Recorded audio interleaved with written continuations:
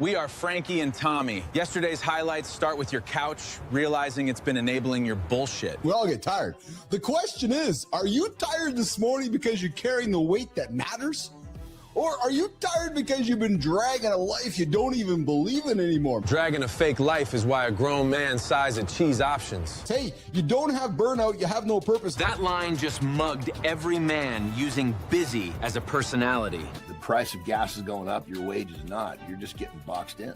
Gas goes up, pay stays flat, and my grocery cart starts asking if I really need grapes. I was fucking tired, tired in a way that didn't make sense. That is the tired, where microwaving leftovers feels like building a deck. There's men lined up JP Morgan Chase this morning because the young lady was charged this morning with sexually assaulting her male employee, getting him to do things to her that if this was the roles reversed, the world would be all in a kerfuffle right now. But because it was a female doing it to a man, and as Johnny was joking earlier, saying if a teacher was gonna do something to me, I'd be like, yeah, sign me up. That joke took 2 steps, saw the HR paperwork, and immediately blamed the group chat. But yeah, it just shows you how the roles of the world change quickly.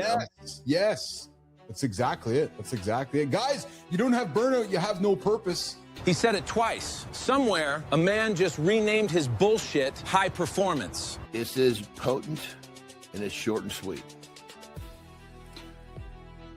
To do great things, you've got to get uncomfortable. Why? Because when you're uncomfortable, you'll do shit that you wouldn't do when you're comfortable.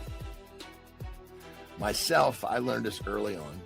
I'm actually very comfortable with friction. Comfortable with friction? I get one serious text and start cleaning like the cops are coming. When things are uncomfortable around me, that's where I'm comfortable because I know that's where I'm making progress, you know? You don't get tired winning. You do get tired losing to laundry. That son of a bitch respawns every 3 days. And it's discipline, it's showing up. And I had a hard time packaging that messaging up. Because to your point, people want magic. They want like, okay, what do I got to do to be you? Well, here's what you got to do. Oh, well, I don't really want to do that. Oh, okay. Then you don't want to get on stage. You want to sit in the stands. It's like the Kobe Bryant thing. You want to be as good as me. Why aren't you in the fucking gym with me every single day? Everybody wants Kobe discipline. Most guys lose a 12-round decision to the snooze button. Why are you going to the dressing room early? Why are you leaving the court early? Why aren't you out there shooting the shots? Don't have a time issue, you have a priority issue. Priority issue is brutal because your phone knows you watched sink cleaning videos for 47 minutes. But we're entering a different era. I believe we're entering a very different era because the internet is drowning in content, synthetic content, and crap. Everyone posting, clipping, reacting, podcasts, newsletters, hot takes, AI across everywhere. So, the creator is not the problem anymore. No, the bottleneck is the problem. The bottleneck is not creation anymore. The bottleneck is trust. It's easy to make content. The bottleneck is presence. It's becoming infinite. It's becoming automated. And when something becomes infinite, well, what does it do? It loses value. Content is infinite now. My air fryer has a newsletter and stronger opinions than my uncle. It loses power. So what does not become cheap? There's the $1 million question this morning, nation. It's not a trick one. What does not become cheap? If something becomes infinite, it loses power. What does not become cheap? I know what it is. Do you?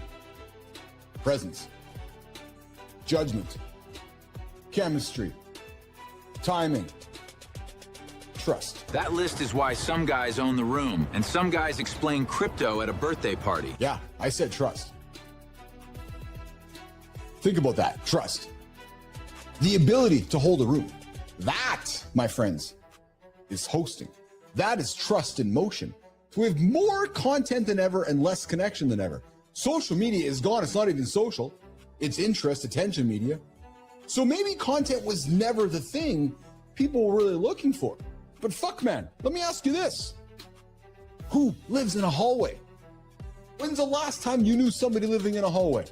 Yet we spend all of our time in these feeds. In other words, the hallways. Nobody lives in a fucking hallway. Exactly. Yet I scroll like I pay rent between strangers' bad opinions and ass workouts. People live in rooms. And the next great media company, Mornington Lab, will be built by people who understand how to create rooms. People create products. Visionaries create habits. And this is why many creators will struggle. Because they're too busy creating posts. They're too busy thinking about what's coming up today. They're not thinking about creating a room. They're not thinking about creating a live conversation. They're thinking about creating clips. They're thinking about, oh, I got 1.3 million views on my viral video. Good for you. How many relationships did you create from that? None. Oh yeah, good for you. They think in spikes. I got 200 fake viewers to my live show yesterday. Yeah, you did. Good for you. That's not a ritual. That's fake. Creators, they think the job is to be seen. But the real job is to make other people feel like they are part of something worth showing up to, like we do every single morning. A great host is a leader of attention. And if you can't see it, you're fucking blind, because that is where media is going, not more content, better leaders of attention. Because when AI can generate everything, the question becomes, who do I trust to gather around? Live creates stakes, it creates rhythm, it creates accountability, it creates a habit. And live creates trust in a way that polished content absolutely cannot. That is the clip. Full show up next. Bring coffee, trust issues, and one honest-ass calendar.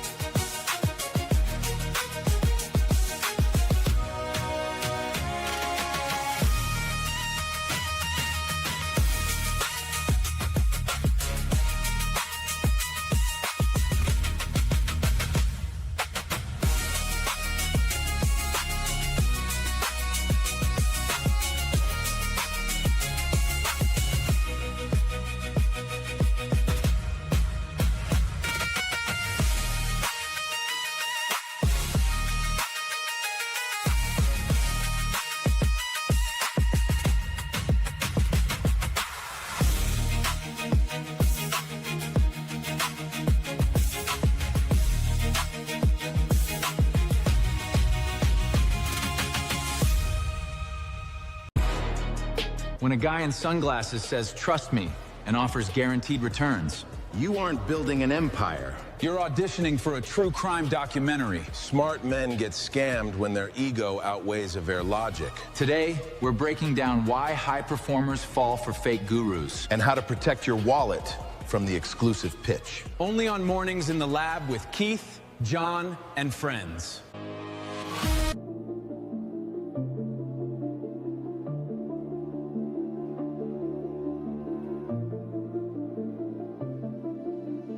Good morning and welcome back to Mornings in the Lab with Keith, John, and friends. Your live morning show for real talk, motivating content, and big conversations. Come hit the like, come subscribe, and come jump into the comments. Come check into the show. Come say hello. Mornings.live over on the Mornings in the Lab Live Network. Get up, build a streak, and show us your proof that you are up.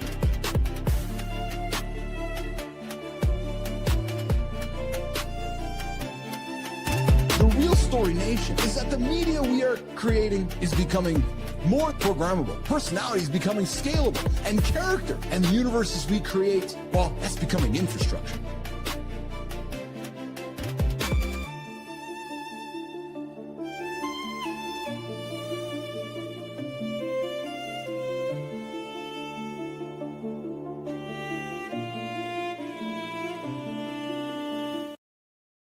Rocket Man!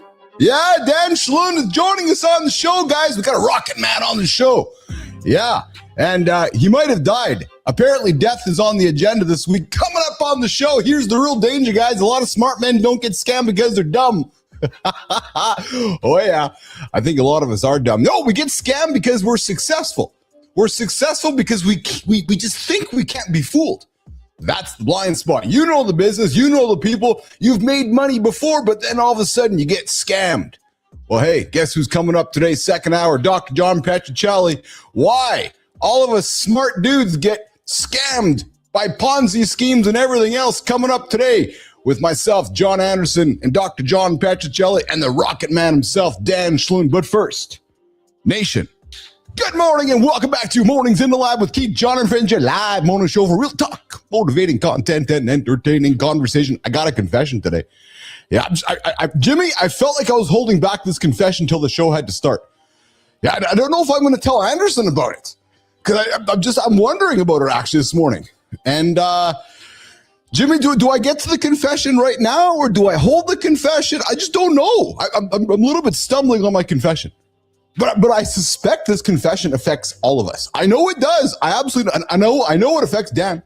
I know it affects you, Jimmy. I know it affects all of us men. Yes, and it has to do with our digits. Yeah, true story. The digits on our feet. Yeah, do you guys clip your toenails or do you pick your toenails? What do you do? Oh, yes, Uncle Keith is going there this morning. Yeah, I sure do. Do you pick or do you clip? Yeah, well, I picked too deep last night. True story. Yeah, bloody toe. Yeah, walking around with a fucking little limp this morning. I got into the shower, just fucking zapping my toe. Hey, I'm here to confess what we all go through. Yeah, because I know every single one of you mofos out there. Oh, I don't pick my toes. I just clip them. No, you don't. I just know you don't, and nobody wants to talk about it. So, Neiman, why do us humans, we don't want to talk about penises or vaginas or toes, but yet we all have them. We all have them. And we all get frustrated by all of our body parts, but no one's talking. So I'm talking about it today. Yeah, I may have picked my toenail a little too short last night, Jimmy, and blood everywhere. Yeah, and I'm just fucking limping around this morning, and I couldn't sleep last night very well because my toe was rubbing on my sheet, and it was like, it's like that nerve ending. So dumb. Yeah, this little fucking toe. Yeah, just wrecking my whole morning this morning. So to hell with the Apple Watch, to hell with the score. My little toe wrecked my morning. Yeah, true story. Yeah. Hey, what's going on, nation? Good morning, everybody. We're here on a Friday. Dr. John Petrocelli is in the lab. And, of course, Dan Schlund, the Rocket Man, who crash-landed self-diagnosis, near death and built a multi-million-dollar empire from the ground up. And I wonder if he's been scammed before. I wonder if Schlund's been scammed before. I wonder. Because today's big topic with the Petro himself is we think we're, like, smart. We think we're good at shit, and then we meet some dude. Some dude's like, hey, man, I can make a bunch of cash. And then we go down the path with the dude, and we give him our cash, and the next thing you know, his name's Bernie Madoff. You're like, what? Yeah, his name's Bernie Madoff, we got no money left. So we're talking about Ponzi schemes with the world's preeminent bullshit professor himself, Dr. John Petrocelli. Yeah, coming up today on the big show. Hey, guys. Rico, what is shaking? Rico, what's shaking? Howard, hey, Rico, are you a clipper or a picker? Yeah. I'm not talking about the nose. We talked about nose picking last week, Schlund. Yeah, so we talked about nose picking, toe picking, all kinds of picking. True story. I wonder how Johnny's feeling today. Hey, yeah, so also, today's, so this is kind of a bizarre date on the calendar today. It's kind of bizarre, but it's also kind of interesting. Because I'm a Gen Xer like Schlund and like all of us here. May 1st. Yeah. You guys remember the song Business by Eminem? There's a line in it. Chandra Living? Chandra Levy. Today, May 1st, anniversary. One of America's biggest crime mysteries unsolved. Her parents think UFOs killed her. It's a true story. Yeah. So remember Chandra Levy, Gary Condit, and to all of my nation, on the show here this morning and throughout the day, tuning in later. We all remember this big story. It just captured all of us like 25 years ago. Yeah, 25 years ago, May 1st, this woman goes disappearing, and she disappears and became a big thing. If you guys recall that. Actually, Chandra Levy, and then Eminem wrote a song about it, and so today, May 1st, and her parents are in the news today because her parents are convinced that UFOs stole her.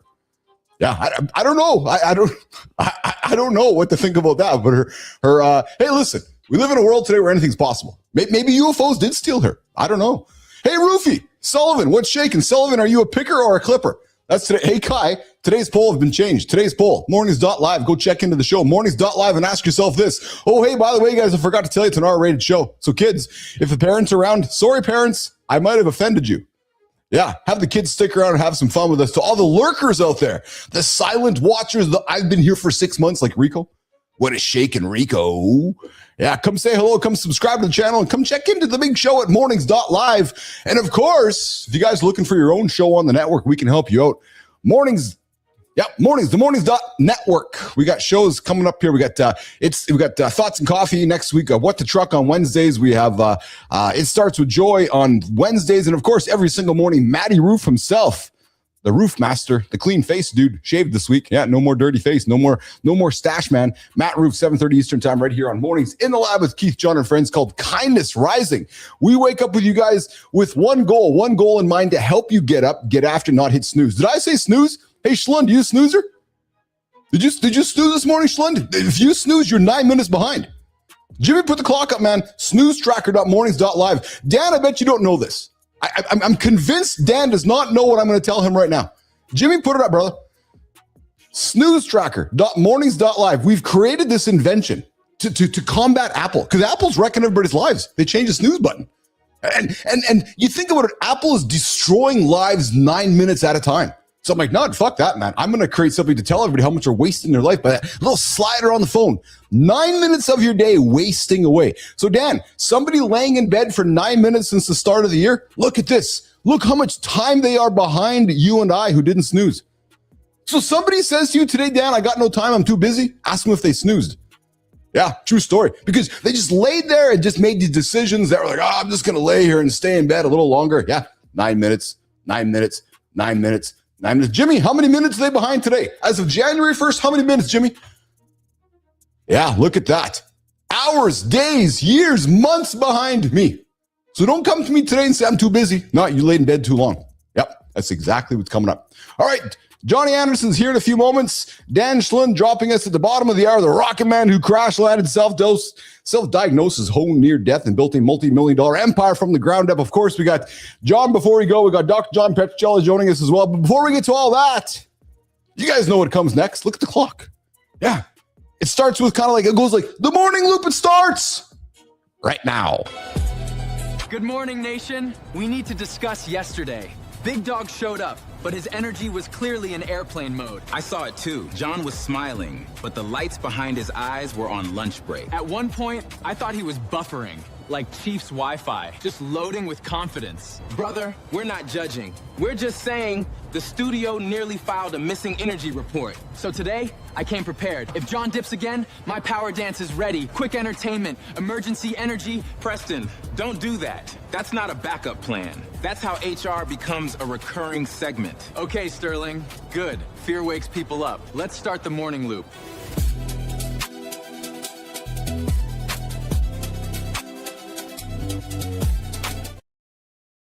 Hey guys, hey man, which Heather were you? Yeah, what? Yeah, Locklear or Thomas? Which one was it? Locklear or which poster did you have in your bedroom when you were picking your toes as a teenager? Was it Locklear or Thomas? Jimmy, I got a vintage poster coming up in the bottom of the second hour there. One of the Heathers. Remember one of the Heathers? Yes, I do. We all do. Oh, absolutely we do. Hey, Petro, remember one of the Heathers? It was like the competing Heathers for the longest time. It's like, were you in the Locklear camp or were you in the Thomas camp? I suspect it's kind of like the boy band era. Don't tell John whether you were an NSYNCer or a Backstreet Boyer. Yeah, true story. Melissa, don't repeat that back to Johnny because it's just going to get Johnny all out of whack here if I'm talking Backstreet Boys and NSYNC this morning on the big show. He's like, what the hell are you talking about, man? Yeah, what's going on? Kindness. Maddie Roof here. Jumping into the comments this morning on Mornings in the Lab with Keith, John, and friends. Also coming up on the show here today, guys, we got a bunch of other big topics to throw on the table. Where is my notes this morning? Hey, Maddie, remember the Chandra Levy thing? Yeah, today, May 1st, man. It is actually trending in the news here today where 25 years later, the parents think that she was stolen by UFOs. Hey, speaking of news, guys, I got a confession to make. I pride myself on dropping factual content every single day, Monday to Friday, 8 o'clock live right here on the big show. And yesterday we provided some factual content that actually was a hoax. Yeah, and the whole internet was like, what? What? Yes. Nobody's going to JP Morgan. Nope. The JP Morgan story yesterday was an absolute hoax. True story. Yeah. So apparently she was not making him sit on her face. And the internet is just destroying themselves right now. It's like, oh my God, why could that not be true? So guys, if you're tuning into yesterday's show, well, apparently none of that was actually really relevant because it was all made up and craziness, man. So that whole thing went through the whole day yesterday. It was a complete hoax. It ran the rounds. And then at the end of the day yesterday, it was all like, no, just a hoax. What? Yeah, true story. So hey, here's the good news, guys. You tune in live with us every single day. I'm going to put it out there. I'm going to put out what's talk. And if I put it out, I'm going to back it up. Yep. Speaking of backing it up, we like to talk to all of our nation here in the nation of X. Madonna and Sabrina Carpenter.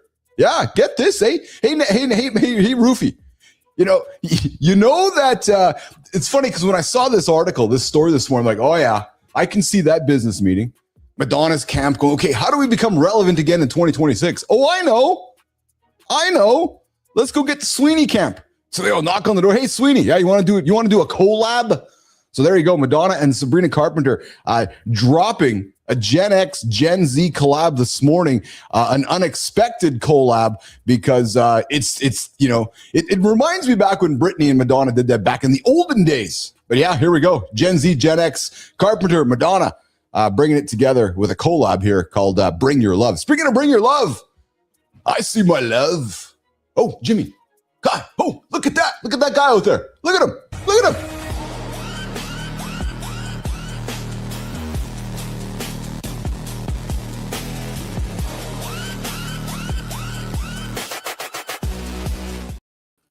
Oh, yeah. Golf cart down the side of the road. Nicely done, brother. How are you today? How are you feeling today? Are you feel your energy was a little suspect yesterday? How are you feeling today? Yeah, I was teetering on what Terry was going through. We know. By the end of the day, man, I was sensitive skin all over again. It was like felt like it was kind of coming back. My energy levels were continuing to tank. Dude, yeah. And anyway, so I went to sleep fucking early. I think I fell asleep at Jesus Christ, 5 o'clock. Oh, Jesus, Murphy. Yeah, I mean, I laid down. I'm like, okay, I'm gonna just lay down, close my eyes for a few minutes, and actually, it was even before that. Yeah, I ended up waking up at 5 o'clock. Oh yeah. Oh, I took a second nap. I don't even honestly remember how long it was, but I woke back up. I'm like, holy shit! If I don't eat something to take a shower, I'm not gonna be ready for tomorrow. So literally, yeah. But I feel much better today. There you go. Good morning, Petro. The my shitting habits are still all whacked up. Fuck. Well, so, dude, mine are a little bit off. So I got some human confessions this morning as well to share with you this morning. Hey, buddy, coming up bottom of the hour here, we got Dan Schloon. We got a jetpacker man, the rocket man who crash landed, self-diagnosed his own near death, built a multi-million-dollar empire. Dan Schloon joining us at the bottom of the hour, coming up on the show here. But I do have a confession for you. First of all, a question for you. Are you dude? All grace, man. Are you a picker or are you a clipper? What are we talking about? Your toenails. Oh, I'm a clipper. Yeah. Fucking picking your toes, you nasty motherfucker. Are you a picker? Well, get your hands off your dirty feet. We're not on the farm anymore. I was waiting for this. Jesus Christ. What is Lauren thinking? Yeah, I'm going to fucking maul my feet with my fucking fingers and come up and touch your face and give you a kiss. Lauren's not listening right now. Shush. Yeah, you nasty fucking man. So I got a confession. See, this is one of the reasons why people wouldn't play with you at school. I got a confession. Jesus Christ. What kind of a question is that? I may have been doing some work last night, and I may have been in my robe, and my toes were out, and I was like, my hands were just down there, and I was like, okay, and I had like a hangnail, Johnny, on one of my toes, like a hangnail. And you think your fingers are going to fucking fix that better than a pair of clippers? Well, also, I was so my lazy. Do you fucking eat your boogers still too? No, I don't. Come on. This is like the same category of stuff here. I do have some lines I will draw. So, anyways, I may have. Maybe you just have lines that you'll draw and what you share publicly. Jesus Christ! So I may have pulled my hangnail a little too short last night, and then the covers were rubbing on my toe, Johnny, and like the nerve endings, dude. I didn't have the best sleep, and then I got into the shower this morning, and as I was counting my Johnnies, the water hitting my nerve endings in my toe was not very comfortable, Mr. Anderson. So I've had a little bit of an unsettled toe this morning, to say the least. Yeah, I had an unsettled asshole because yesterday I actually started getting the shits, which was kind of freaked me out because that's what she had, the shits for a whole day. Oh yeah. Actually, little more than a whole day. Well, I think I ate something got right at the tail end of when I got up to take a shower. I'm like, oh fuck, here we go. That's part of what woke me up. So I had 2 fucking enormous fucking diarrhea shits, and then fell asleep. I actually had to get up once for the second one. But then this morning, I'm like, okay, today's the test. If you got a nice fucking good one to start, you're in good shape. And so I had my ultimately I'm good, but my shitting pad, I swear to God, as soon as I pick up my computer and start walking for the door to come out here, my asshole goes, nope, go sit down again. Like, motherfucker, God damn it. I'm supposed to be there in 2 minutes. I give myself 2 minutes to walk out here, get plugged in. Jesus Christ. I promise you, Dan, we're not talking toe picking or ass picking when we bring you into the show in 10 minutes. Dan Schlund. This is the tame stuff. Wait till we start talking about what we did on the fucking funny farm.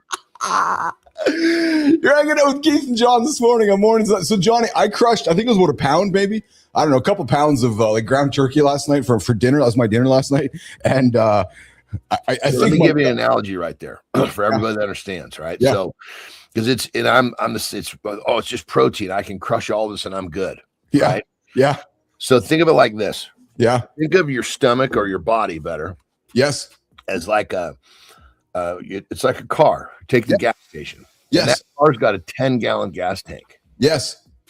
And your gas tank in your car is a little different because it can actually change sizes based upon what type of punishment you put it through up to that. Okay. Yeah. Okay. So sometimes you might have a 13-gallon tank. Sometimes you might only have a 7. Yes. Makes sense? Yes. But when you put, especially a guy for your size, a pound or more, you're trying to put 15 gallons in a 10-gallon tank. Oh, yo, so 10 down, brother. What happens is 5 of your gallons spill all over the fucking floor. all over at the gas station. You got the little Iranian guy running out all pissed off because you got to clean up your mess, right? And then you're left when you wake up in the morning, think, oh, I just ate. But really what happened is it was just a matter of your body had nowhere to put all that. So, and you know how my belly's been this morning. My belly has been just rumbling this morning. I got up and I'm like, all right, over there this morning, had my coffee into the restroom, and it's been rumbling all morning, man. Well, here's the crazy thing on that level. Yeah. So think of going to the gas station. You got a credit. You got this 15 gallons you want to put in your car. You got that meat in front of you. Like, fuck, this is good. I want to use this. Right? Let's make it to where it's a gift card. It can only be used today to buy the gas. Yeah. Yes. So put in 10 gallons, go drive for 2 hours and come back and put the rest in.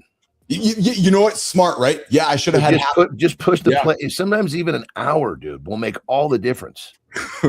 Maddie, who's the Iranian guy in Keith's scenario? That's a funny one. I don't know, but in this fucking story, he's probably running out fucking, naked, jerking off, eating his fucking boogers. Saying, hey, my long lost brother, I'll clean up your gas for you. But taste one of these boogers. Hey. So remember, I was laughing with you last week that there was a dude that thought he was going to, there's a dude that thought he would be the fastest man in the world, that he can get across all of the security on the planet, CIA, Secret Service, to go in and harm the person running the country. Well, I got a video. I suspect you haven't seen it, John. It's fucking funny, man. Because there's a dude, he's like, okay, I'm going to run really fast and get through security and not get hit by anybody and go shoot the bad guy. Jimmy, let's run this clip, man. Johnny, watch this, man. Watch that. So, no, Jimmy, this isn't it. He's got a long way to run if he's getting off that plane. Yeah, that's not it. There's a clip of him running out of it's a black and white clip. It's the dude running out of the back room trying to run through security, which is freaking hilarious. While you're setting that one up, Johnny, check this out, man. So this is fucking brilliant. Switzerland, dude. I saw this and I'm like, well, this is like a dull moment. Check this out. Switzerland is turning railway tracks into solar panels. Like in the dull moment of ever. Like think about this for a second. There's fucking railway tracks everywhere, and we don't have enough power. Okay, but let's you got to you're comparing yes. You're comparing heaven and hell. Well, dude, sure, 100%. I'm talking just. You know what I mean by that? Well, Switzerland, of course, is a little bit of heaven. Yes. Yeah. So people aren't going to run out to the tracks and break shit just because it's there. Oh, so you're thinking in America or Canada, everybody's running to the tracks and stealing all the panels and going and selling them. Would those be able to be left in your, in your country and not be fucked up? That is funny to hear you say that because you're right. Yeah. If we, Jess, you're right. Kids would steal those here. You're absolutely right. They steal it would be the better of. They would just destroy them for no fucking reason. Hey, so actually, why aren't the cartels like stealing like railway tracks? Brother, because that's a pretty low fucking profit business compared to what they're in. So, I love it. Hey, so this one we know, but in the no shit Sherlock department, I always like to put this one on the table. Poor sleep. We know this, but I got to put it out there. Jimmy, get this one ready, brother. Poor sleep kills you more than bad diet or inactivity. Let's run it, Jimmy. 5 hours of sleep, and you're proud of that. Oregon just said that pride might cost you years. Under 7 hours of sleep beats bad diet, no exercise, even isolation. Only smoking kills faster. Your 5-hour badge isn't discipline. It's a countdown. Let's get into it. So again, and the no shit Sherlock department, but again, just to continue it, I just want to keep banging the drum, man. Sleep. Look at you, 5 o'clock last night. 100%. Here's the thing you got to realize. Like I'm fucking in the process of realizing this myself. It's been, it's been in my own personal research, it's been way more than I was ever expecting. Oh, that at 54. Yeah. The difference, like I can travel back a decade at a time, like yes. to 44 to 34, yes, to 24. I mean, Jesus Christ, at 24, I could be up for fucking days, have one night's sleep, and I would be, functional again. If I was up for 2 days now, oh my God, I don't even know what would happen. But I don't think I can't even imagine. Honestly, obviously, if I was all doped up on amphetamines, I'm sure I could do it. But point of being is that as we get older, the sleep that we need changes so drastically is my point. So yes. Like my formula for sleep was way different even just 10 years ago. So that's one thing about this study that people got to understand is you can't compare yourself to 10 years ago. What is it? What do you need now? And that gauge that I always say is how do you fucking feel? Well, that you 100%, and the problem with feeling is we can't quantify it, right? People, I want to know the numbers. And maybe over the next 10 years, we'll talk more about feelings, Johnny, getting up and feeling better. Well, it's like saying a guy who, oops, I put my cigar cutter on the wrong side. It's like saying that you want to be rich, right? But the idiot only looks at the numbers. Yes. Rich means you're financially free, means you're happy, means you got a good relationship. That's rich. Yes. Jimmy, I'm grabbing some clips here for you. I apologize, Jimmy. I thought I put them in there for you, but I did not. So I'm gonna grab some. I'm gonna grab this. It's just hilarious, man. So hopefully, Jimmy, don't worry. He was too concerned with his fucking hangnail. I was too concerned with my toe this morning. Yeah, I had a bad toe this morning, man. I had a bad toe and I had a bad gut. I was it's all that beef I had last night. And that's another one too, brother. I used to be able to eat a fucking massive meal before bed, and that I've noticed that was helpful to me to sleep. Yeah. Now, fuck, man, if I eat 90 minutes before bed, I'm not going to sleep well. Yeah. Hey, remember, so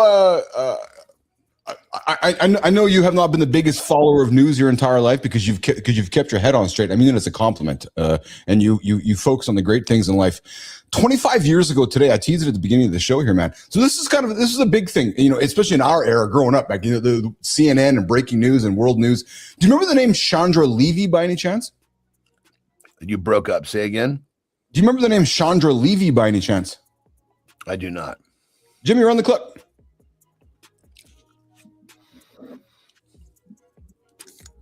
Jimmy. No. Jimmy, let's run the... They just dropped the tape, and it is exactly as bad as you think. A man with a shotgun charged a Secret Service checkpoint. 24 years ago today, a young woman disappeared, and a congressman chose his reputation over the truth. And that decision cost everyone. Chandra was a 24-year-old intern. Gary lied about their affair, and the investigation stalled for years. He called it privacy. Nah, that was hiding, and a family paid for it. If you're leading anything, your integrity is the first thing people remember and the last thing they forgive. Let's get into it. Remember this? So she was a young lady. She was an intern for a government official, Gary Condit. She went missing 25 years ago, and it's breaking news today because her parents are saying she was abducted by UFOs. And it's kind of coincidental because the American government's going to be releasing footage and files about UFOs here in the next coming weeks and months. So I don't know. It's kind of interesting to me. He got kidnapped by UFOs. Yeah, I mean, I don't even know where to start with that one.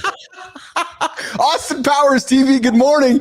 AI will be cooking, LOL. Yeah, baby, what is shaking? Okay, Jimmy's got this clip right here, Johnny. Okay, so I got Flash, the fastest man. This is fucking funny, man. So this guy thinks he's going to get through and going to go harm some people. Watch. So watch this really clear. Top right corner, you're going to see a door open, and you're going to see this dude. Look at him. Look. Like, there he is. He did a pretty fucking good job running through there, didn't he? Yes, but that's his approach. Like that's what it's like. Okay, I'm gonna go and hurt somebody. Okay, but let's make this too. Let's make another comparison. Yes. Okay. Clearly, the fucking guy. This is like his last ditch effort right here. Yes. Right? Look, yes. So you could almost compare this to a football game where there's time for one more play. Yes. You think that fucker's going to run the fucking ball up the middle? Hell no. He's going to throw this thing deep down the field as he can because it's a Hail Mary shot. That's what that is. How does he play this any different? I know. That's the only way to play it. The whole think he's going to take that fucking rifle and plead his way through the fucking metal detector? Dude, no, listen, I'm not disagreeing with you. I just find it fascinating that was his plan. He's like, okay, so I'm gonna. Well, but remember, the guys that do shit like this, they're willing to trade their life or injury for whatever they're trying to do. So that's a different fucking reasoning. Yes, their reasoning thing much differently. Yeah, no question about it. And Johnny, so there's a clip running before that. So there's actually a service dog. Jimmy's running back a security dog. The dog actually follows the gentleman into that door, and then the handler pulls the dog out.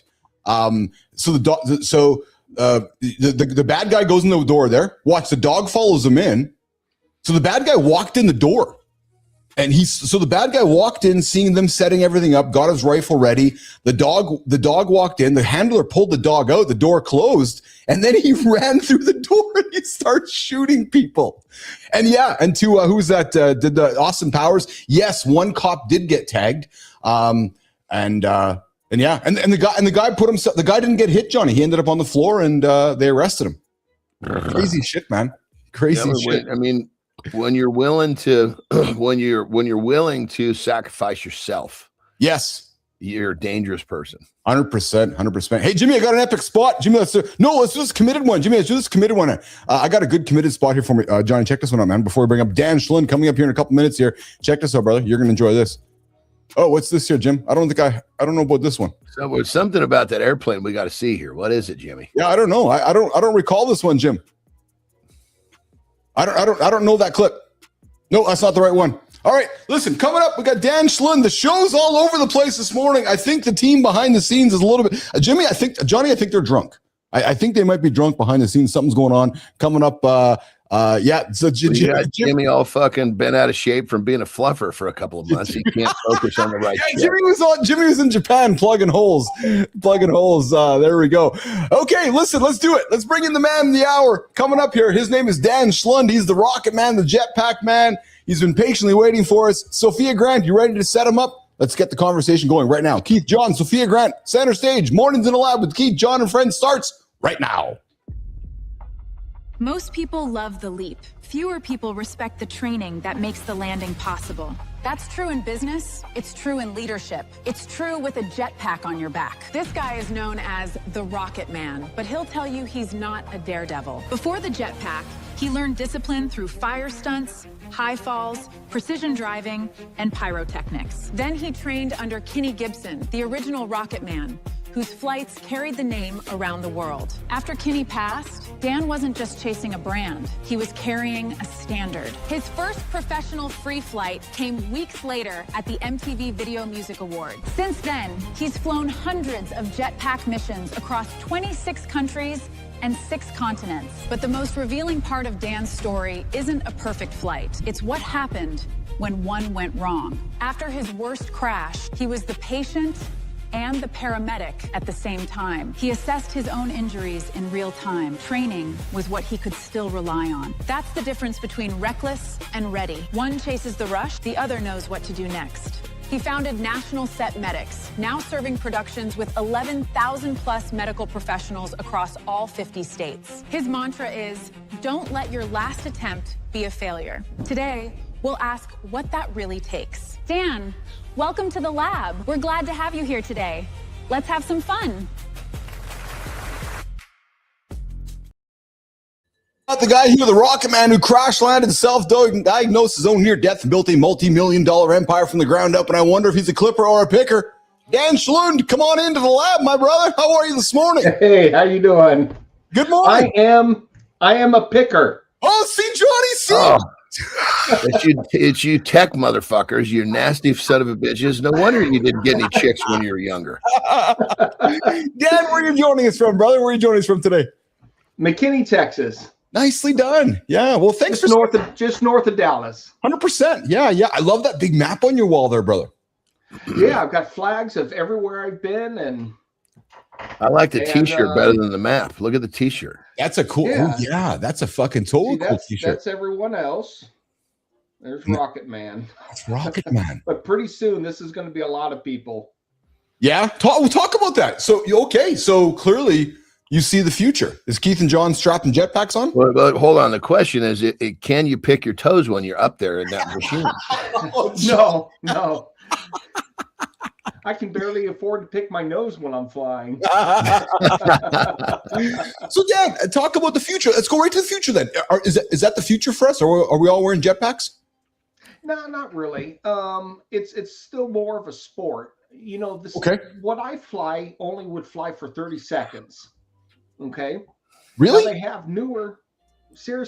have newer technology, because mine's a rocket. It's an actual rocket motor, and the fuel hits the catalyst, it comes out 3 times the speed of sound and just basically pushes off the air below you, and you fly.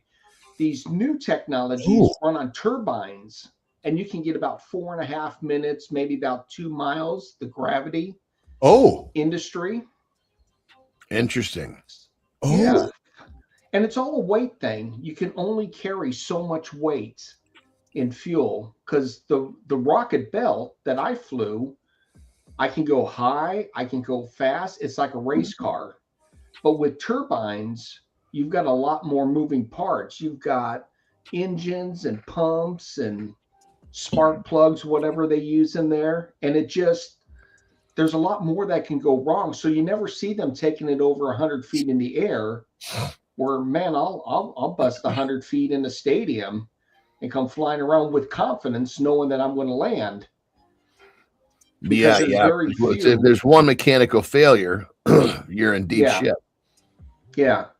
But this, you open up a valve, the hydrogen peroxide, it runs on hydrogen peroxide like what's in your medicine cabinet, except ours is 90%, where the medicine cabinet's like 3%. And when it touches that silver catalyst screen, it does not want to be hydrogen peroxide anymore. And it comes out and it's 160 decibels of just screaming horsepower.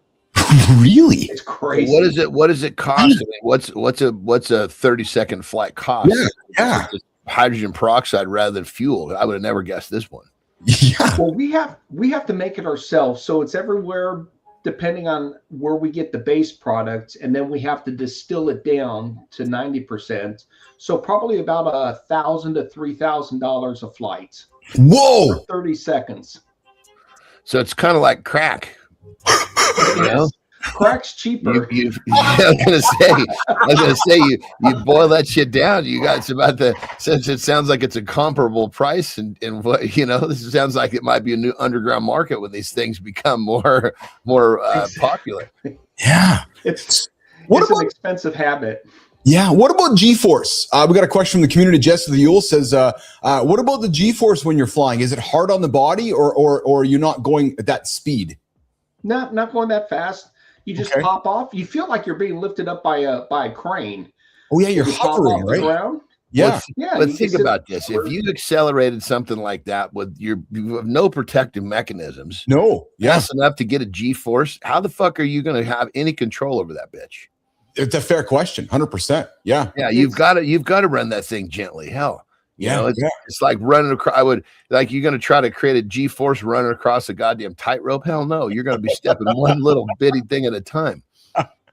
Yeah, it's a very smooth flight. Once you pop off the ground, immediately as soon as you pop off the ground, it's like two fire hoses, and you're standing on a beach ball trying to balance yourself. And then as soon as you pop off the ground, you find your balance, your center. Yeah. Man, you could take it just like a helicopter. You could pirouette, you can go forward, side to side, up and down. You go wherever you want.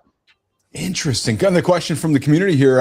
What about faults? Like I'm sure you have fault checks, or if you're flying, a fault happens, is there backups?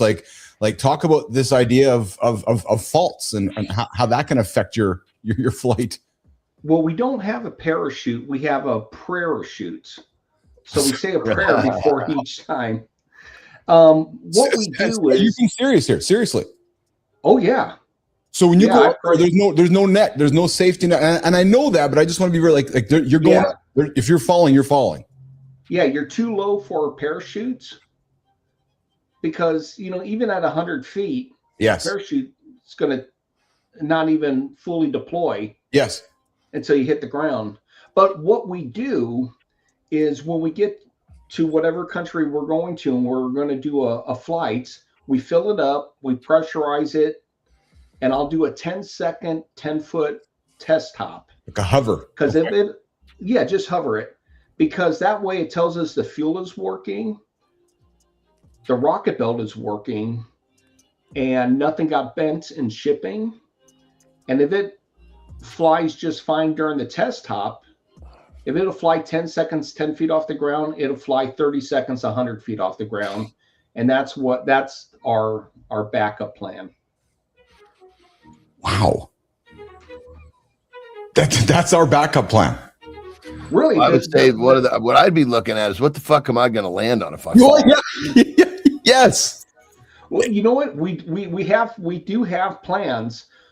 When I do my pre-flights, I walk around my flight plan and I'm thinking it's kind of like a choreographed dance. It's like, okay, I'm going to take off here. I'm going to get to this level here. I'm going to make my left turn, and then I'm going to rise to this level. And then all the times we're looking, okay, if I have an emergency, which it's not going to just crap out. It's not just going to die. Yeah. But maybe I lose power. Maybe something goes, the KGB once asked, what happens if you get shot? Because I was flying for Putin in Red Square. Seriously? Supposed to. Yeah, they said, what happens if you get shot? And I'm like, well, if provided I survive, I just land it. I'll just land it here on the ground. They go, no, we don't care about you. What happens if the machine gets shot? Does it explode? No, it doesn't explode. I would just lose pressure, and I would come in for, instead of having 100% power, I'd have 30% power. Now I'm going to break my legs, mess myself up, but it's still controllable enough to land in one of these designated spots that I pick out. Yeah. They didn't like that, and they canceled the fly. I didn't get the fly in red square. Oh, seriously? I was this close to flying in red square. And I said, let me just do a test flight just to say I could do it. Yeah. But then they took us somewhere else in Moscow and had us fly somewhere else because either way, the client has to pay. So did you meet Putin? No. No. Did you fly for him? No. Oh, no shit. Yeah, their KGB wouldn't let, because there was just a terrorist attack in St. Petersburg a couple days before, and they're like, no, we're not taking any chances here, baby. Yeah. So Dan, you've flown in front of royalty. You've flown at the MTV VMAs. You've flown across 26 different countries. There has to, I gotta think, there has been a performance where something went completely sideways in some completely ridiculous, non-threatening way where you can laugh about it now, you reflect upon it now, and you're like, oh shit, that was okay. What's the blooper? What was that moment? You're laughing. Something cool happened. So I was in Mexico, and it was the first of 10 flights in the stadium. And I take off and I fly, and I'm like, hey, I'm going to give those guys a show. And I get up real high. And then I call this the Scud. Remember? The Scud missiles. So a Scud. So I come in real hot, and then I throttle up at the last minute. But as have you ever come up to a stop sign and you put on the brakes and you know you're going to miss the sign? Yeah, you hit the brakes too late. Yes. You didn't leave yourself enough space. I hit the throttle too late, and I'm trying to slow down. Boom. I touch land on the center field. And then I kind of lose my balance, fall forward, backward, and I fall on all fours. I'm like, man, this is embarrassing. So I push myself up. And the thing's, over 100 pounds. Boom, fall over on my back. Now I'm like a turtle. I can't get up. So then my flight director comes. He picks me up. And now normally, as soon as I land, I lock the throttle because there's a throttle lock. Well, I'm so disoriented and pissed off and embarrassed, and they got 50,000 people just screaming Rocket Man, and I'm embarrassed, and I pull out a flag, and as I pop open the flag, I hit the throttle. Oh mercy. 10 feet up, 20 feet back, straight to my back. Now the audience on their feet, Rocket Man. Yes, I think it's part of the skit. It's part of the thing. It's like watching Evel Knievel. Whether he makes a jump or he crashes, it doesn't matter. Yeah. I was just like, son of a motherfucker, son of a bitch. And I just unbuckle myself and I get up there and I just do what every good stunt performer does when they crash. They just go. Oh, man, I love it. Hanging out with Dan Schlim, myself, and John Adams this morning on Mornings Alive with Keith, John, and friends. One of the segments I like to drop on the show here often is something called Epic Spot. Johnny, check this one out, man. We got Thor doing some I need some coaching from you on this one, Johnny. Jimmy, let's run this clip, man. Check this out. The keg toss, John. I'm thinking you know about this.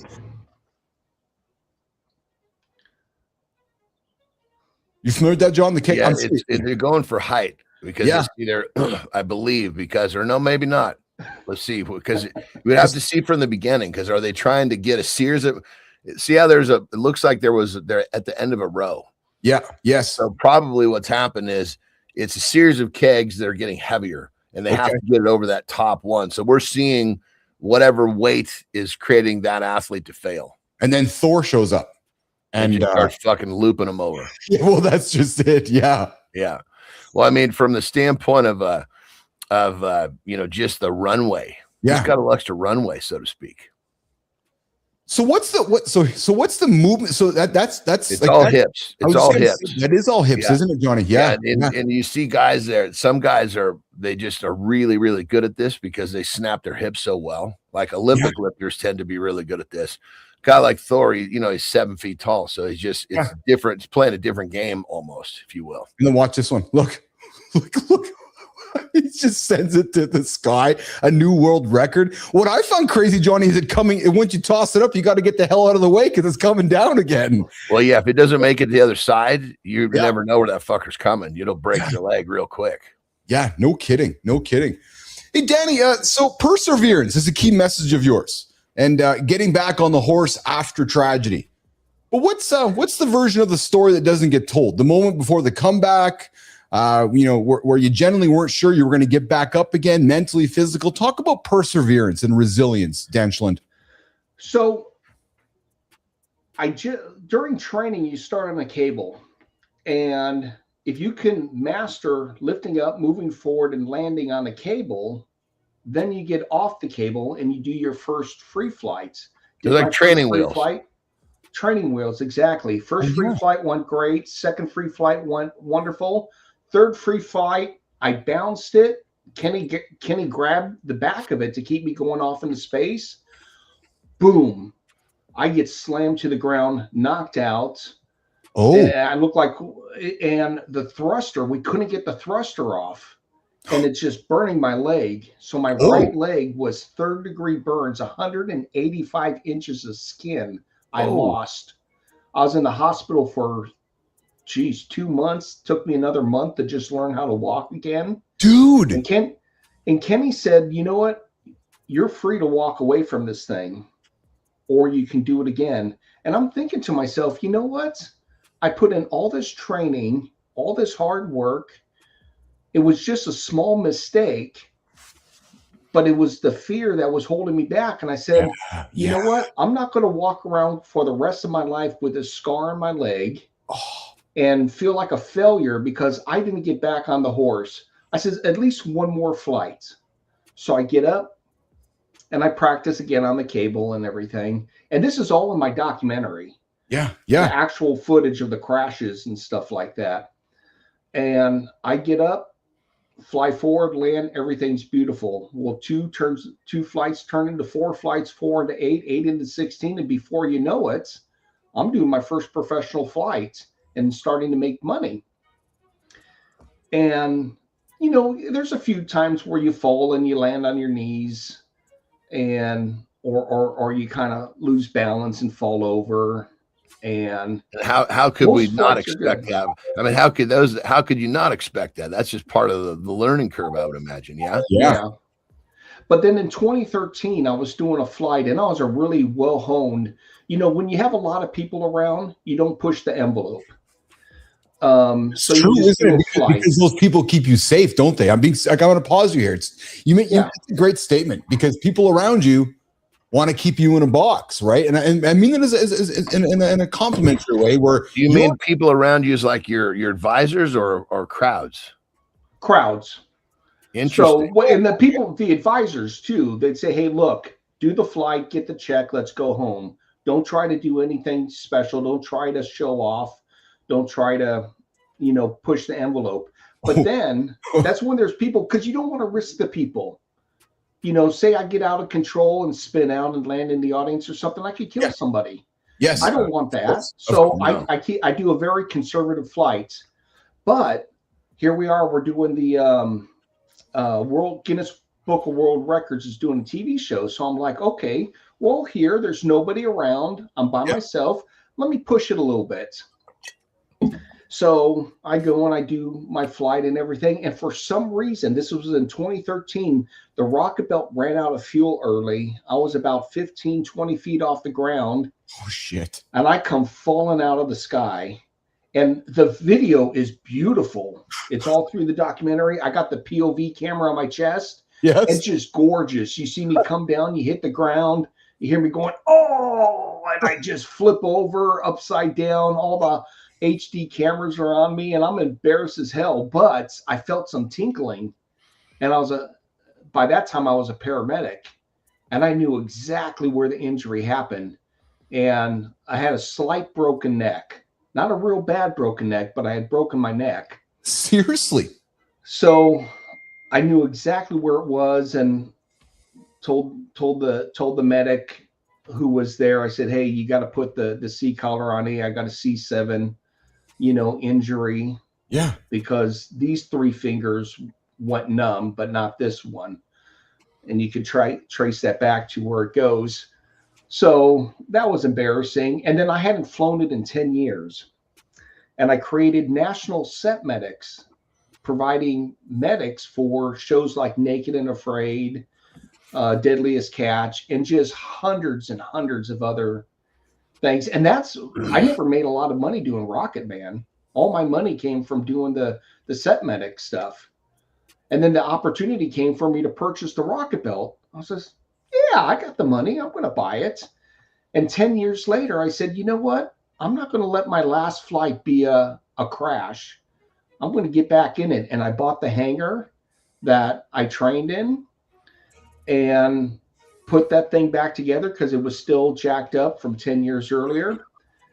And I says, I'm going to make a documentary. If we're going to do this, we're going to make a documentary, and we're going to talk about new technology, old technology, the pioneers. And I got back in it, and you have to see the documentary to see if I live or die. Well, we have a pretty good idea. We have a pretty good idea of what happened. Yeah. Dan, how old are you? 57. Wow. Oh, what a fascinating story, dude. So when's the last time you flew? 2023. How come not since then? I'm fat. I love the fucking honesty, dude. There we go. It's true. It's true. Just I was so skinny for all my life. I couldn't put on the weight.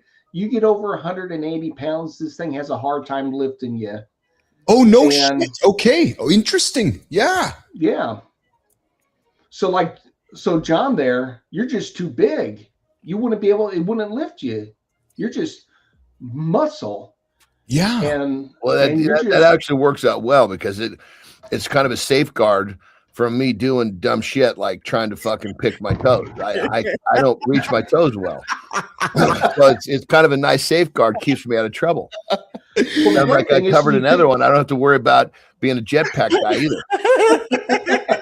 You're safe. Hey, Dan. So I'm curious. The technology with Rocket Man, you talked about, the future technology of these products has. It's funny because Austin Powers TV is getting at the question I want to ask.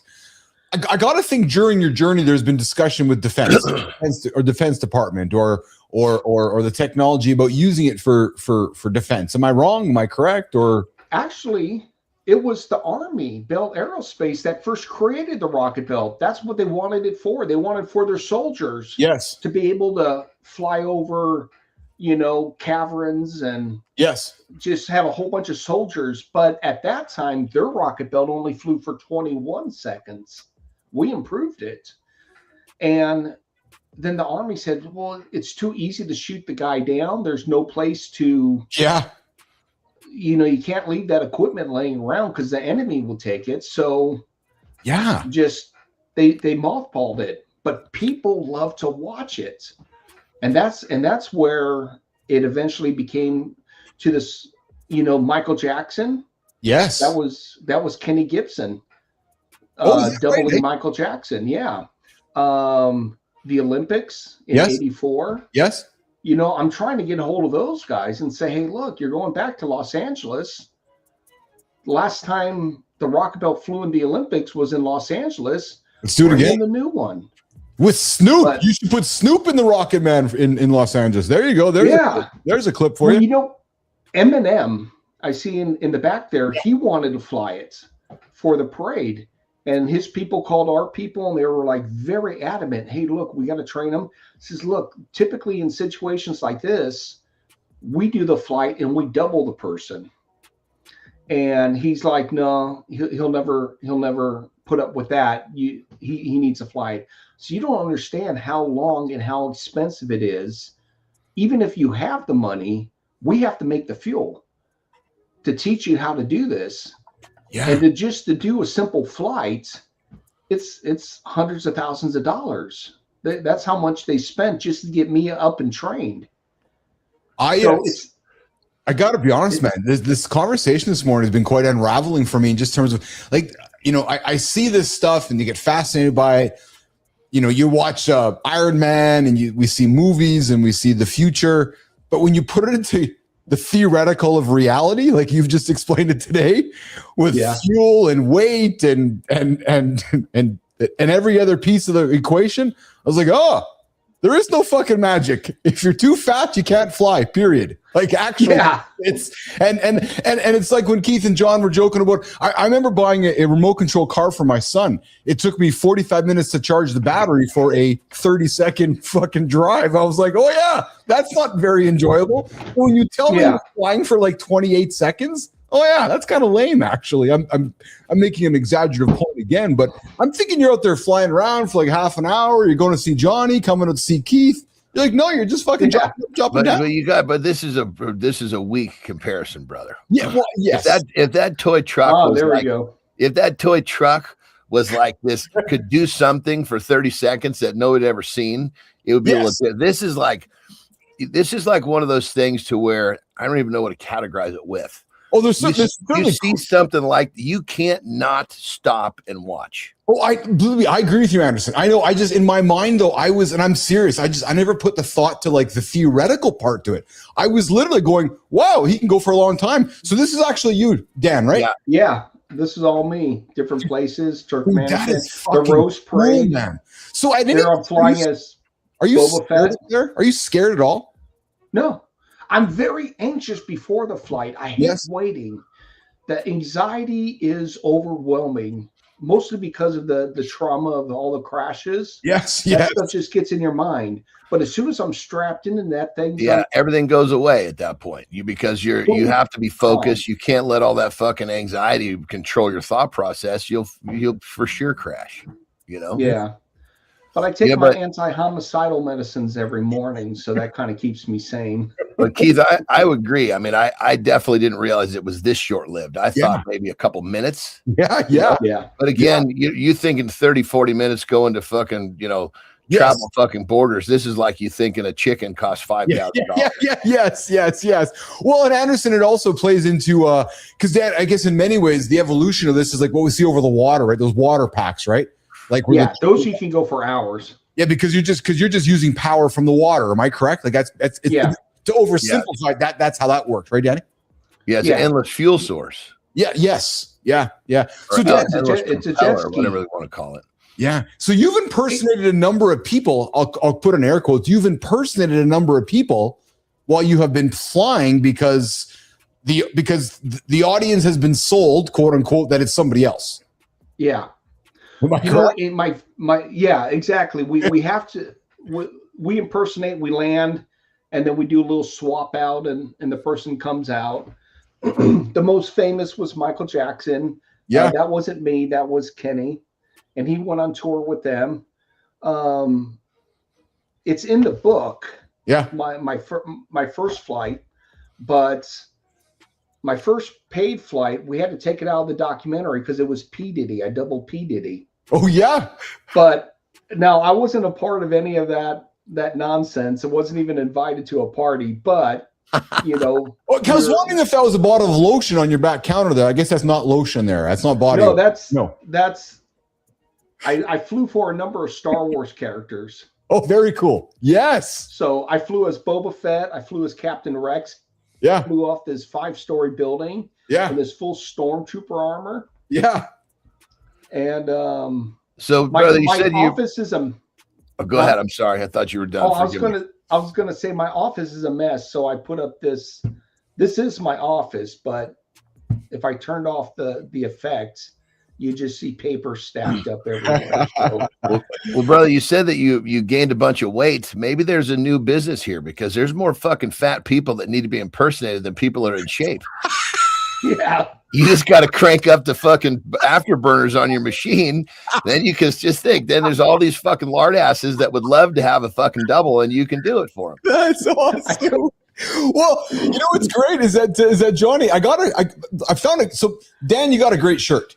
And maybe actually this plays into the conversation you're just having, John. But Dan said he's fat.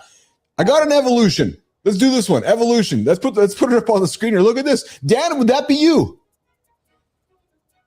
I would say I was 1965. Yes. All the way up to about 2020. Yes. And then for some reason, as soon as I hit 50, I started gaining the weight. The rules start to change in these later decades for sure. Yeah, we were just talking about that before you came on with sleep. Yeah. It's fucking crazy. I mean, the formula is so different, and that's why people have so much trouble, because all of a sudden, like, this worked my whole life, now it doesn't. Yeah. And I got lazy. I used to love working out. I used to work out all the time. Now it's just kind of a little bit more of a chore, and it's my fault. I let myself go. May I offer you an invitation? Yes. Dude, I love your energy. So Keith and John do this show Monday through Friday.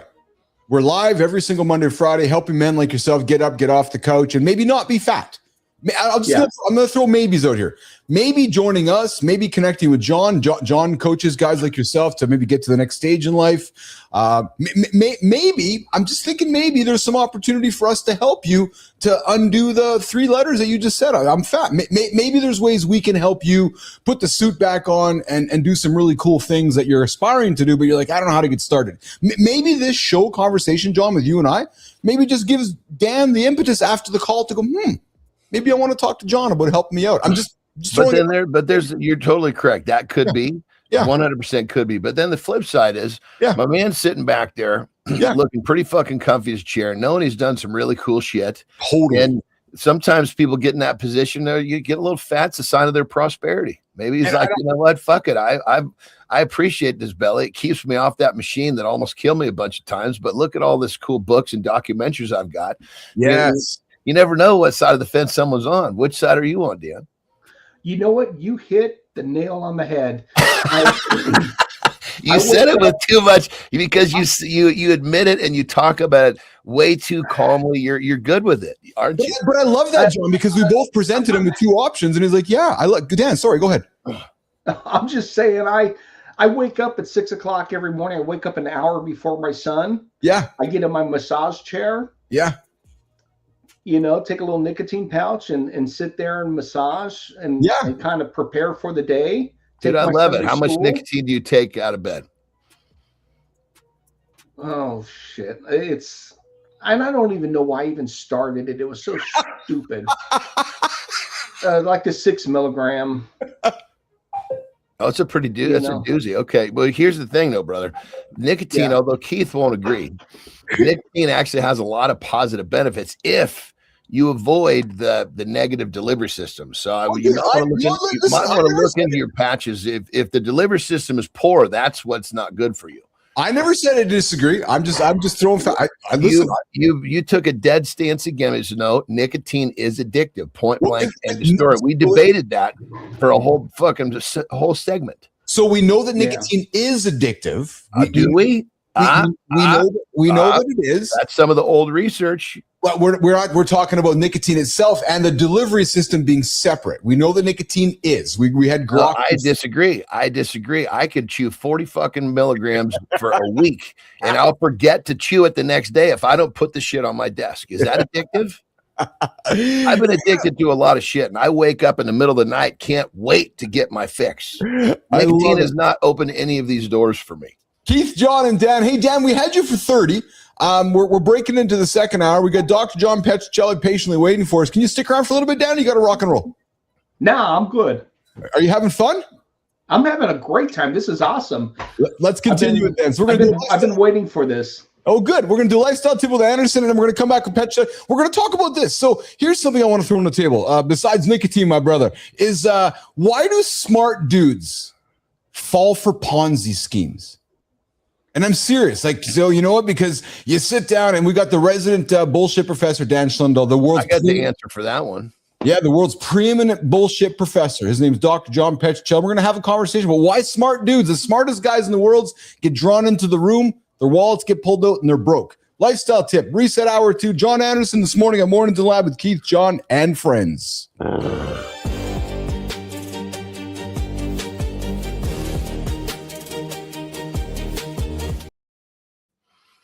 All right, this lifestyle tip is we're kind of going with this direction because of something I'm actually going through right now. And I'm guessing that many of you guys that are probably in your 50s are dealing with it too. Now, I've actually solved this problem a few times, but as time goes forward, sometimes the formula for that solution changes, and that's where I am right now. What am I talking about? I'm talking about you get up in the middle of the night, and you got to take a piss, and you're fucking standing there, and the shit's not coming out. And then when it does come out, it's coming out real fucking slow, and you're going, Jesus Christ, I can't make this piss come out any faster. And then you start to get to thinking and realize, holy Christ, my prostate is probably fucking enlarged, which is putting a little bit of a kink in the hose that lets the piss come out the way it should. And you're thinking, God damn it. And then the middle of the night's thoughts, next thing you know, you think your shit's going to swell up and pop and you'll be dead by the morning. Either way, point being, none of that's going to happen. So I'm going to give you guys the first step of basically a 2, possibly 3-part solution. Now, I've actually nailed down mine with step 1, and I've helped plenty of others nail down this issue with step 1 also. And it's just a simple daily dose of Cialis or Tadalafil, which is the generic version. Ultimately, what most people think of this stuff, because it's think of it as a cock hardener, if you will. This is something that helps with vasodilation, yada yada, which it does. But that's not what not what we're interested in. Somehow, some way, I don't have the science behind it, this thing goes in and it does something to your prostate where, I guess you would say, forgive the term, it shrinks it a little bit, does something to where your pee stream then returns. And ultimately, it's just coming down to, you guys are thinking, well, I'm on Cialis, I still have the problem. We're just not taking enough. So basically, here's the tip. If you do have a slow stream of piss, the first step in getting that to clean itself up, from what I found in my research, not medical advice, is basically Cialis/Tadalafil. You probably if you got it from your doctor, probably got you on 5 milligrams a day, which is not even sniffing this problem, or you wouldn't be listening to this tip. So basically what you're going to need to do is start increasing your dose about once a week, increase it. And somewhere in there, you're going to realize that, holy shit, I actually have increased the flow of my stream of piss in the middle of the night. And it's pretty liberating to feel like you're not going to be having, I guess you'd say, it takes a lot of pressure off to solve that problem or give you a little break from the thoughts that are crushing you, thinking that there's a bigger problem than there may be. Now, that being said, get a fucking blood test. Go make sure there's no problem with that shit. My prostate operates perfectly. According to a test on paper, there's no issues. It's just a little swollen, which is pretty common amongst older men. So if you have the slow stream of piss, this is what I found works great. Now, for some reason, it doesn't work great. There is 2 more steps to this. And if you find that you're one of those people that needs the additional 2nd or 3rd step, let us know, and I'll make another tip on that one as well. Rock and roll.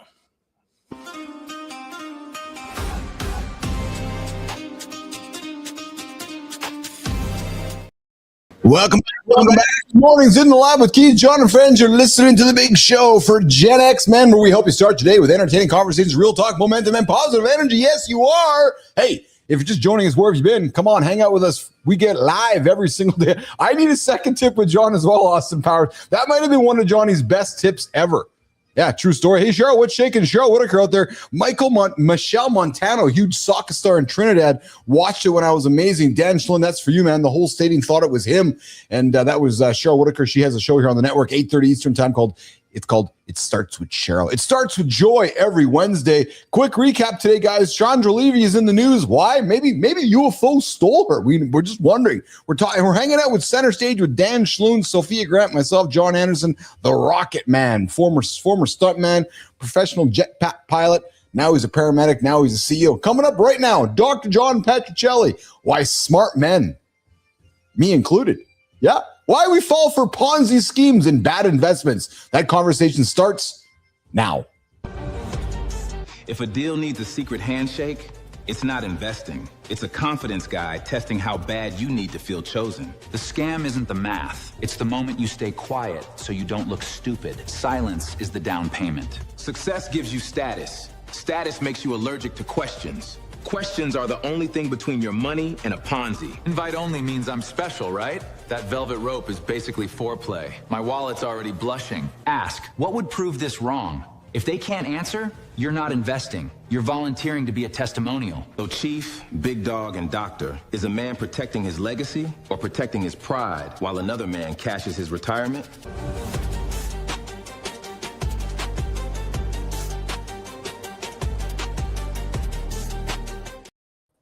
All right, we're back with Dr. John Petrocelli, John Anderson, Dan Schlund, the big con. What's going on, Doc? There he is right there. Oh, there he is. Oh, hey, guys. What's shaking, Petro? Yeah, he's got the hat on backwards today, looking fucking sharp, brother. Dude, he's looking styling today. Holy smoke-a-ronies. Dan, meet Petro. Dan, what's up? How you doing? Good, good. Hey, can I ask Dan a question? Of course you can. Yeah, the floor is yours. I'm hoping and dreaming probably the last 20 years that we may eventually get to, a Jetsons stage, and I know that people have been working on the Jetson 1. Do you think we'll ever get there?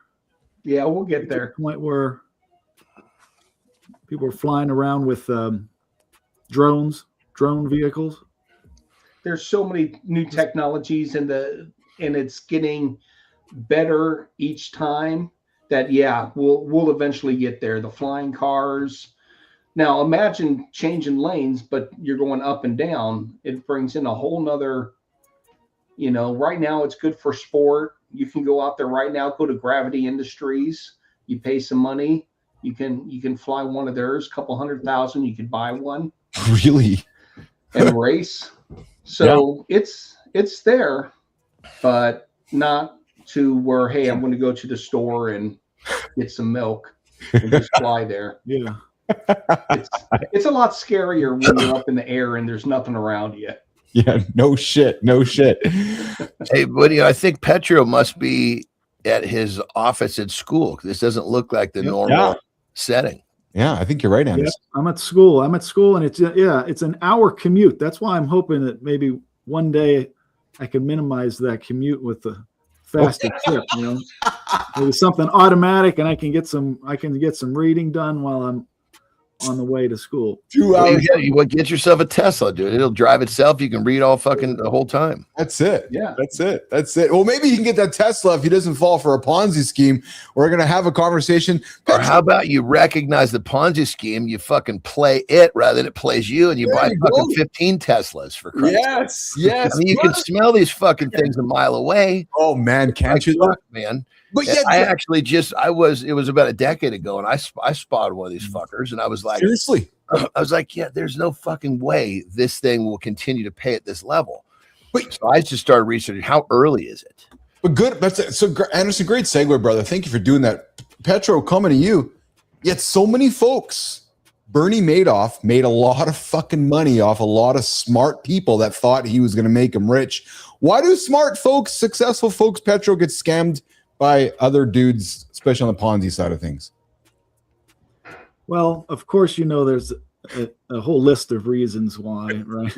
Yes. But probably the most important reason is that the difference between two very common thinking styles, or we call cognitive preferences or cognitive thinking styles. Yeah. The difference between your reflective thinker, your analytic thinker, somebody who deliberates long, and thinks very deeply about the context. And like John, I'm being serious. Like John's very John. Yeah. And then you contrast that with what we call the intuitive thinking style, sort of the gut reaction, and sort of unwillingness to deliberate long hours on something of importance. So that tendency is largely, we say, orthogonal or independent of intelligence. So you have highly intelligent people not so intelligent people vary just as much on that distinction. So even highly intelligent people can think intuitively, gut reaction, and have that general tendency. So actually, as simple as that. So using Keith and John as an example, so I would consider myself maybe more intuitive, maybe more gut. I know John's very deliberate. He has asked a lot of questions, and I think that's why we contrast each other so well. I think you're very intuitive in some areas. Other areas, you fucking lost your marbles. Yeah. No, but this is good. Like with predicting the future. Oh fuck, man, it's like the Wizard of Oz. But naming what a piece of livestock fucking costs, he's fucking in another planet. But this is good though, because so what you're saying, Petro, is using Keith and John as an example. So we're both approached by Bernie Madoff. We're both of similar intellect. John steps back and deliberates and thinks it through. I go, well, fuck yeah, let's go. You're basically saying it's as simple as that, aren't you? Next thing you know, my wallet's my money's in his bank account, and John's sitting back going, Well, part of the trap though is so the highly successful person or the highly intelligent person, yes, says, well, look at me, I'm so successful, I'm so smart, I'm immune to bullshit, I'm immune to this. I'm much more likely to detect it, and it's pretty much harmless. So they feel as though they're more immune to this Ponzi scheme or bullshit or whatever that it is they're coming. So that it's a bit of a trap, right? So if the highly intelligent individual is likely to use an intuitive thinking style as they approach the claim or the new idea, they're just as vulnerable. Real quick I love what you're saying, but let's define a highly intelligent person. What is it? What is the definition of that? Yeah. Well, technically, it's usually at least a standard deviation or two above the average. So somebody at sort of like the 85th percentile on a sort of standardized intelligence test. Well, I was kind of this being perfect. This is kind of like I would say, what do I say, Keith? I was playing myself down. I'm not the smartest guy or blah, blah, blah. You're just dumb enough to believe. Yeah. Well, of course that was when I was young, but even now I'm not, Jesus Christ, I'm not the smartest fucking guy, but I've got a couple of traits that will put me, right up in the front of the fucking pack. But based upon, the definition of an intelligent person, I don't score in those fucking things because we're talking about a test. So yeah, let's talk Dan Schluen. Where would Dan Schluen fall into that? Rocket Man. You know what? I get nervous when stuff comes up. Like I have to understand it completely. It was like when Bitcoin first came out. I was just afraid and didn't understand it. So I just kind of held my money close and didn't want to get involved. And, heck, I should have bought one or two. And especially when they were like $5 a piece. Yeah, exactly. I have to study something. And I get people all the time coming in, hey, we want to do, something with the rocket belts and this and that. And I just kind of sniff out the bullshit, and I just know it's not going to work, and I could spend my time elsewhere. Hey, Petro, how do we measure? So other than IQ tests, Petro, how do you measure intellect on a day-to-day basis? We don't, do we? Like there's not like a daily test I can go measure how smart I am unless I do like an IQ test. I'm being serious to my question. Is there? Mm-hmm. Yeah, there's dozens of tests in different domains. Yes. So when you look at the research on intelligence, that's one of the longest, biggest areas that's been researched, because intelligence is sort of hands down the best predictor of almost anything. So it comes with basic attention, basic comprehension, understanding. Yeah. But if you sort of add that to the situation of a Ponzi scheme, yes, the psychology of that is very, very simple. So you have highly intelligent and not so intelligent people fall for the same trick, and I think when you put in perspective the simplicity of a Ponzi scheme, it's easy to see how anyone would fall for it, because anyone can orchestrate a successful Ponzi scheme. All you have to do is get people to give you some money, make an investment, and then give them back maybe a tenth of their investment. So if you give me $100,000, Keith. Yes. And I give you back, maybe a month later, I give you back a tenth of what you already gave me. I give you back $10,000, and I say, well, this is, and I make you believe this is profit on the investment, and make you believe that I still have $100,000 of your investment, right? But all I've done is given you back part of your money. Yeah, you just gave back some of the principal. Yes, that's it. And you want to make money, correct? Yes. Yeah, you want to make money, and and if I show you, I give you the illusion that I can make money, quickly. That's the key word. The original Ponzi scheme, Charles Ponzi started. He was giving people back 50% of what they gave him, or what other investors, later investors, he would give earlier investors money from later investors, and he just kind of kept it flowing. And the only way that the Ponzi schemes are ever really discovered, like you mentioned, Bernie Madoff's scheme was going on for like 18 years. Yes. The only way that's ever discovered is if the schemer basically runs off with everyone's money. All right.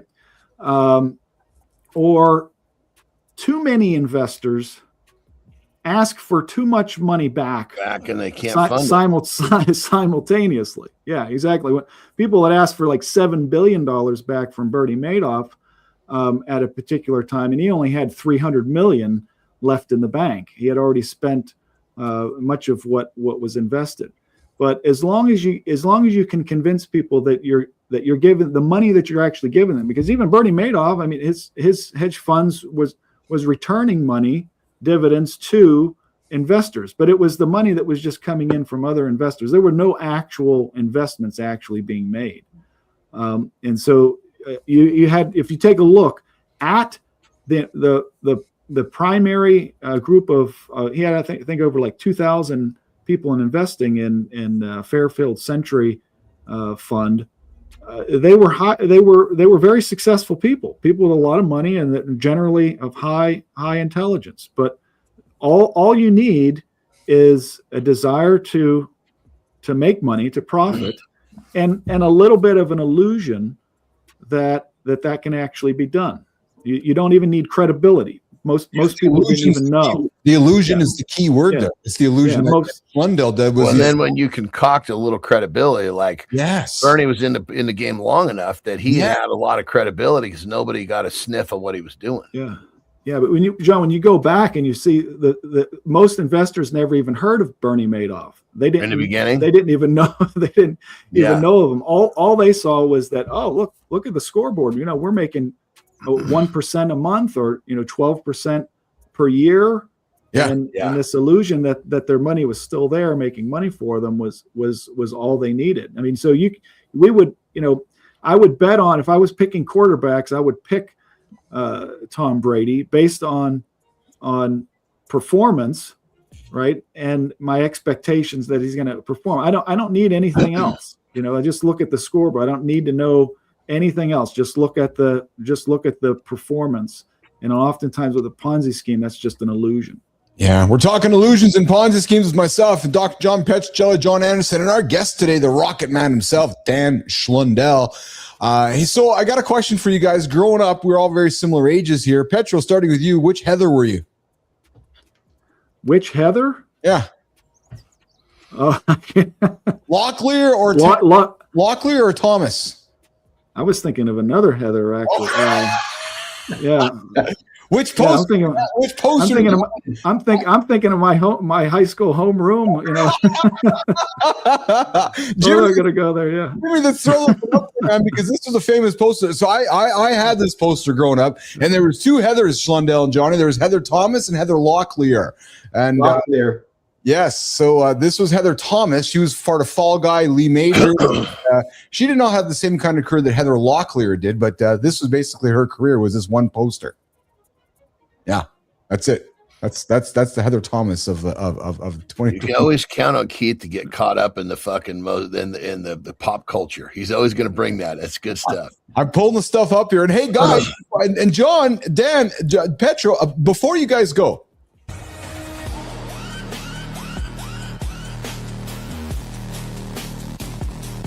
Hey, John, before you go, Diary of a CEO just posted the most unhinged sexual health clip. It's Dr. Rena Malik, super calm, while a dude's using a realistic model in a contraption with rods like he's building a tiny suspension bridge. She's walking it down step by step. Ring, clamp, secure, like it's a seatbelt tutorial for your pride. Then he starts adjusting the rods and she goes, just a little traction. Not yank it, not crank it, traction, like it's a dental retainer. And the craziest part, she calls it a one-time cost, like dropping $500 on this thing is the adult version of buying a weighted blanket. Hey, John, are we witnessing medical advice or the most politely delivered midlife crisis on the internet?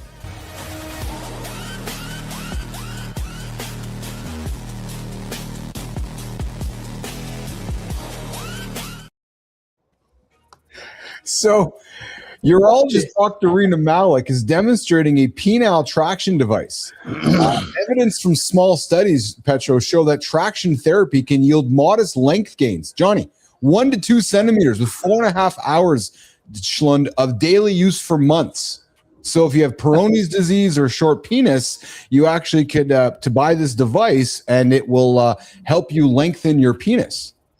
So to those men out there that are looking for some help, this actually exists from urologist Dr. Rena Malik. Yeah, I don't really know what to say about all this. Neither do I. That's why I had to put. I think Petro has something to say. Well, real quick, I do before I shut my mouth real quick. I do. There's a certain part of me that actually feels for the guy that's going to put that on and fucking wear that 4 hours a day. Like, dude, what is going on in his brain? I know that would fucking, I mean, I've been driven to do a lot of weird shit myself. God damn it, that's a different one. Petro. Yeah, the only thing I have to say is I am not volunteering for that stuff. So. Dan Schlund. Yeah. I tell you what. When I woke up this morning getting ready to do this podcast, this is absolutely the last thing I'd expect. I've never even thought of anything like this. Well, apparently it exists. Wow. So for folks that are looking for some help, there's help out there to help yourself be a little better. Dan Schlund, thanks for hanging out. I know you did not expect any of this today. I loved it. Was it as good as you thought it was going to be? It was better. I really appreciate it. And you guys are so professional with the pre-prep and everything. And, I just wanted to bring my A game and just really appreciate you having me. And I'll send you an email when we find out where this documentary is going to go. And maybe we'll talk again. Yeah, 100%. I know we're going to go across today as well, man. That's awesome. Yeah. Team, let's walk Dan out. We're going to spend a couple minutes with Petro and Anderson before we walk them out as well. Dan, thanks for hanging out with us today, brher. Pleasure, Thanks, Dan. Keith. It was great, John. Nice talking with you. Yes, Dan Schlund's out of here. Hey, Petro. So you were on the show with me earlier this week when Anderson was absent, and you heard me spending time with our 16-minute dead guy. Is that what did you pull Petro in that day? Well, he was listening on the comments, and I could see his Johnny. I could see his brain doing the math as I was talking to the fellow. Johnny dead for 16 minutes. Petro. Well, yeah. There's the first evidence that you would look for in something like that. I mean, if somebody has no oxygen to their brain for 16 minutes, cardiac arrest or whatever it is. Yeah. It's near impossible to completely avoid brain damage. So you're going to have some neurological. I mean, if you're out for that long, there didn't appear to be brain damage. So the idea that it's actually. Yeah, it was probably good Anderson wasn't here, Johnny, because it might have been a Magic Juice episode. It might have been a similar Magic Juice. Yeah. He may have felt like he was dead for 16 minutes, but that's very unlikely. Yes. Very unlikely. Yes. Was it documented through like a hospital, or was this all happening in his bathroom? I think in his head. Yeah, I thought it was in I thought it was in a church actually. Yes, So yeah, that's right. Yeah, it was, Well, there you go. That's why it went without a hitch. That's right. Yes, that's exactly why, Johnny Anderson. That's exactly why. Just all you gotta do is take a fucking little swig of the water, eat a cracker, then fucking lay down and die for 16 minutes. You'll be fine. Oh, that's awesome. That's awesome. And then Petro, we had the dude from the guy from that fought over in the Middle East there, that we actually unveiled some stuff that we shouldn't have found, which is Libya. Yeah. Yes. That one. Yes, exactly. Petro, what do you got going on this weekend, pal? Well, I have a teaching forum conference I need to attend. That's why I'm at school today. Yeah. And so finals are up next week. So just kind of gearing up for the end of the semester here. But hey, I gotta ask, why was I carrying the pond golf ball retriever tool better than the fucking chicken? I get the chicken and you get the pond ball retriever. Did you see the size of that chicken? He was trying to back up his $5,000 cost. But I suspect that if John launches one from the tee, we're not going to find those balls anyway. I mean, they're not going in the water. I mean, they're going in the next state maybe or something. He gets a hold of one. That's awesome, man. That's awesome. Johnny, how you feeling, man? Actually, before we go, how's Terry feeling today? I'm going to get you out of here. She was up and around yesterday, but definitely struggling. Oh, yeah. Yeah. I mean, she had to get up yesterday because we actually have guests coming in this weekend. Yes, you do. Yeah. She was supposed to be, wanted to be working on the fucking house. And I told her, I said, just fucking call the fucking cleaners, get a whole fucking crew in here, get this thing snapped up today. We're good to go. There you go. There you go. Just get the whole, don't ask for the tandem cleaners. Get like 6 of them in here. Let's get this thing done. You know? Hey, Petro, I gotta tell you, man, in your outfit today, you could be a student. Like you look student? Yeah, you look young, dude. Yeah. You look totally young. Hey, but just quickly before you do, I got a question about the Ponzi scheme. So Charles Ponzi, why was he like why was that the one? Was it the government finally found like one dude who became like the precedent for that? Is that what it was? It sounds like he was the first, wasn't it? Yeah. Like what? Yeah. Well, yeah, he certainly wasn't the first actually. Because so this book doesn't cover Charles Ponzi, but it's sort of a precursor to Charles Ponzi. And these people, so this book was published by David Maurer in 1940, but he basically interviewed hundreds of con men, confidence game scammers. And they were so creative. They were so, they could have been Hollywood actors. I mean, they were a team. They had an inside man and an outside man. An outside man, or as a roper, would bring in, what they called the mark, the person that they're going to try to scam, have them make a $20,000 bet on a horse race through a telegram. And they would say, place a bet on, Married for Money, horse number 3 or whatever. Right. Yeah. And then the horse would come in second. And they would say, no, we told you to put a place bet, which is a bet on the horse that's going to come in second. So it's win, place, and show. Yeah. So they would reveal that, oh my gosh, this is actually legit. But the bet was made after the race had already started. So the original con games were all illegal. So this would protect the con man from any legal action, because who loses $50,000 or $100,000 to a con game through illegal information, right, is going to go to the authorities. Yeah, then everybody's in bed together.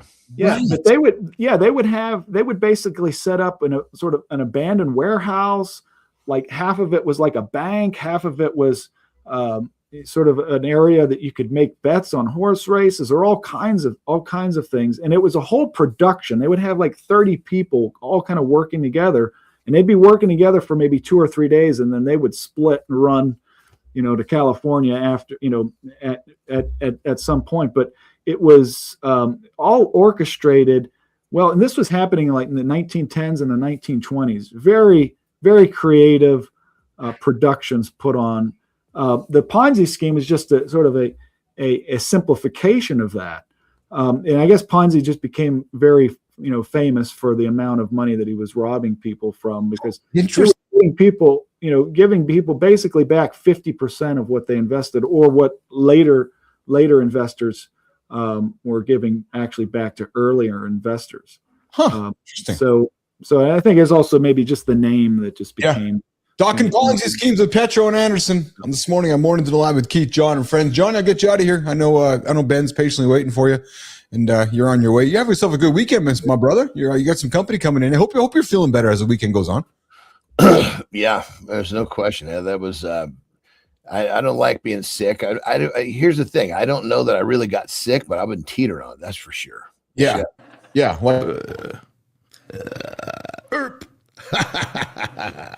Oh man, that was a good one. They got to tune my voice up, man. My voice is getting a little off kilter there. But hey, guys, the whole week, I thought the whole week was great. Honestly, keep the lab, just keep it pumping, man. I think it's been fantastic. Well, I'll tell you, Petro and Anderson. I was doing 30 seconds doing some work last night. I invented something last night. I was in between picking my nails. Anderson, just give me some grief, man. I invented. It's got to be a short story because we were supposed to get me out of here a minute ago. Oh yeah. I invented a collision engine. Looking for really interesting humans. You'll start meeting them along the way. Anderson, get out of here. Have a good one, brother. Have a good loop, my brother. I love you, pal. Take care. All right, John. Anderson's out of here. Petro, so I invented this.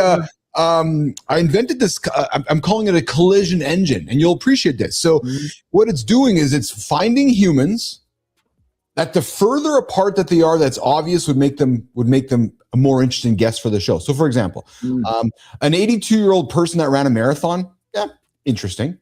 But an 82-year-old person who maybe has no legs, who died once, who got up and ran up Everest and then ran a marathon, like two extreme polar opposites, that's interesting.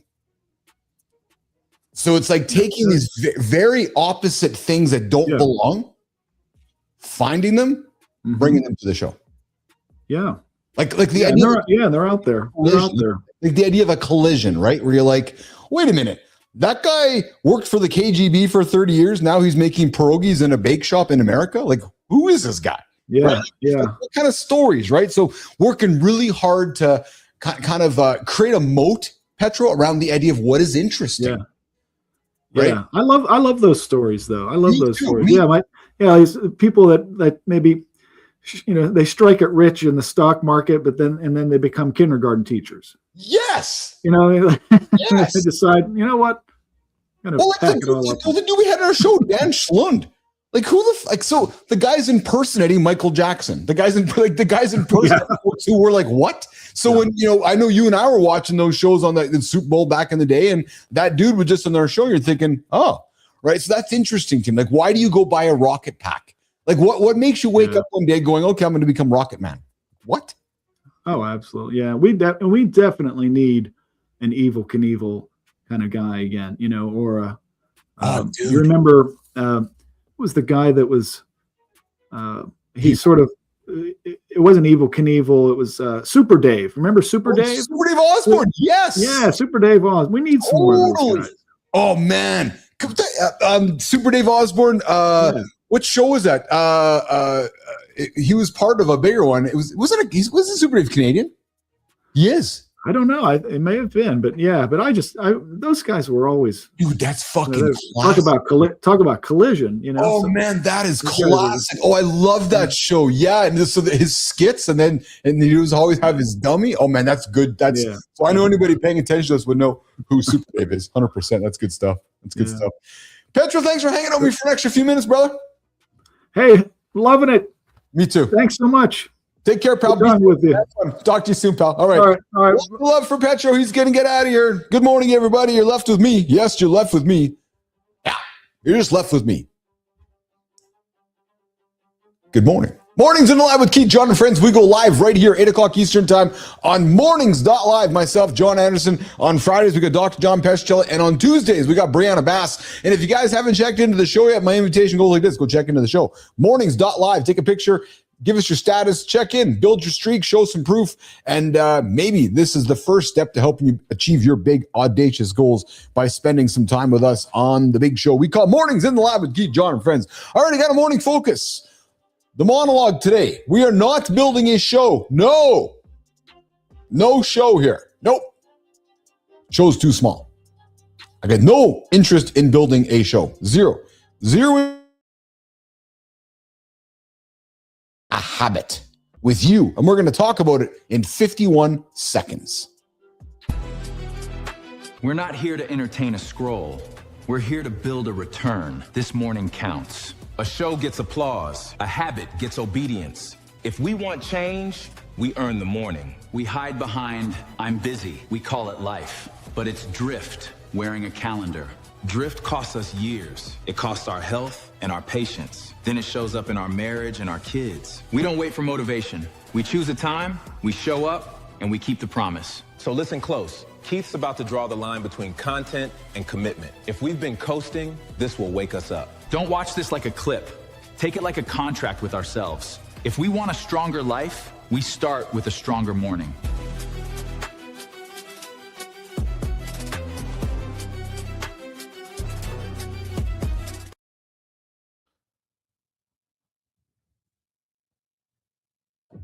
I needed some music and I missed my buttons. All right, guys, listen, we're not building a show. Nope, not building a show. Too small. Show's too small. Show is something people watch when they remember to watch it. Oh, I gotta watch the show. No, I want to build a habit with you guys because a habit is something people return to without being convinced. And you, me, we all do it daily.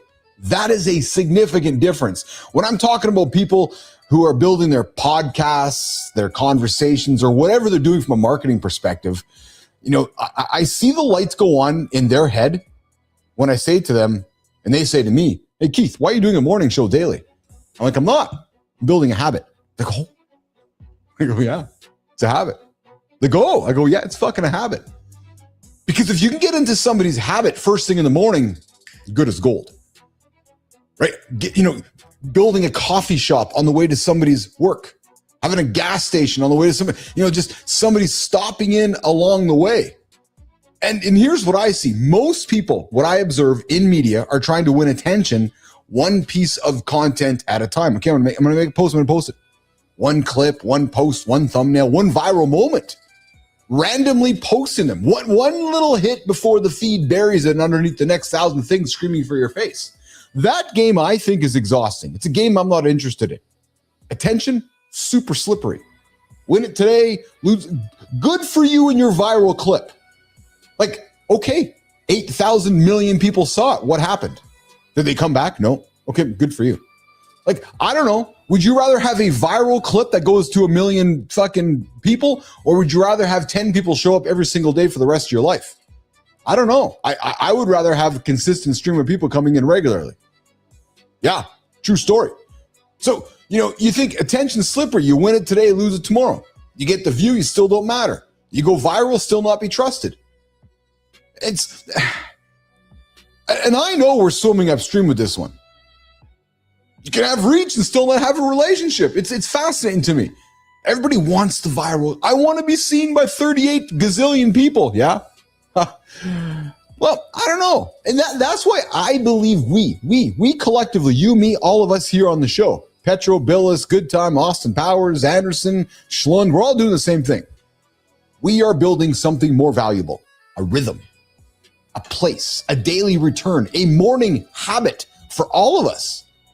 Because your morning, my morning, all of our mornings are different. But mornings are not just another content slot. Mornings are sacred territory. Who's your first voice in the morning besides your own? Probably mine. Yeah, I'm thinking it does. That first voice, it matters. Maybe I'm dropping some news for you to set your day up.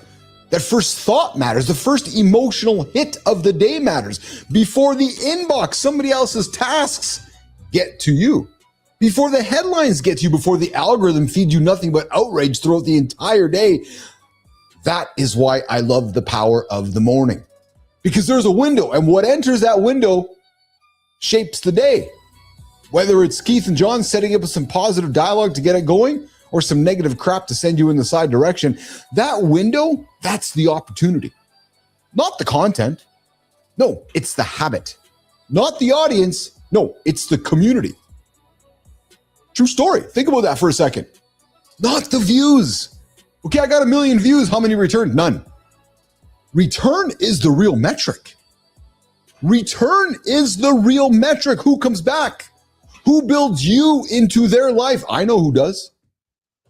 Mornings in the lab. Who starts to feel like something is missing when you are not here? I do when you guys aren't here. True story. When I show up in the show and you guys aren't here, I'm like, hey, where's everybody? Who starts to feel like something is missing when you are not there? That is when media becomes so powerful. And that is what we are building daily right here in the lab. A live morning room, safe space, psychological space for you.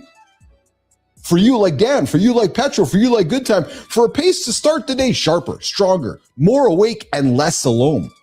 A room with real. Real what, Billis? What? Real what? Real conversation. Real people. Yeah, true story. Nothing but real conversation and real people. AI characters with real people. Humor, health, business, culture, relationships, purpose, and the beautiful mess of live conversations, because live changes it all. Live says, I'm here with you right now. Not polished and edited later. No, now, together, in the moment, with John burping. Yeah, me laughing.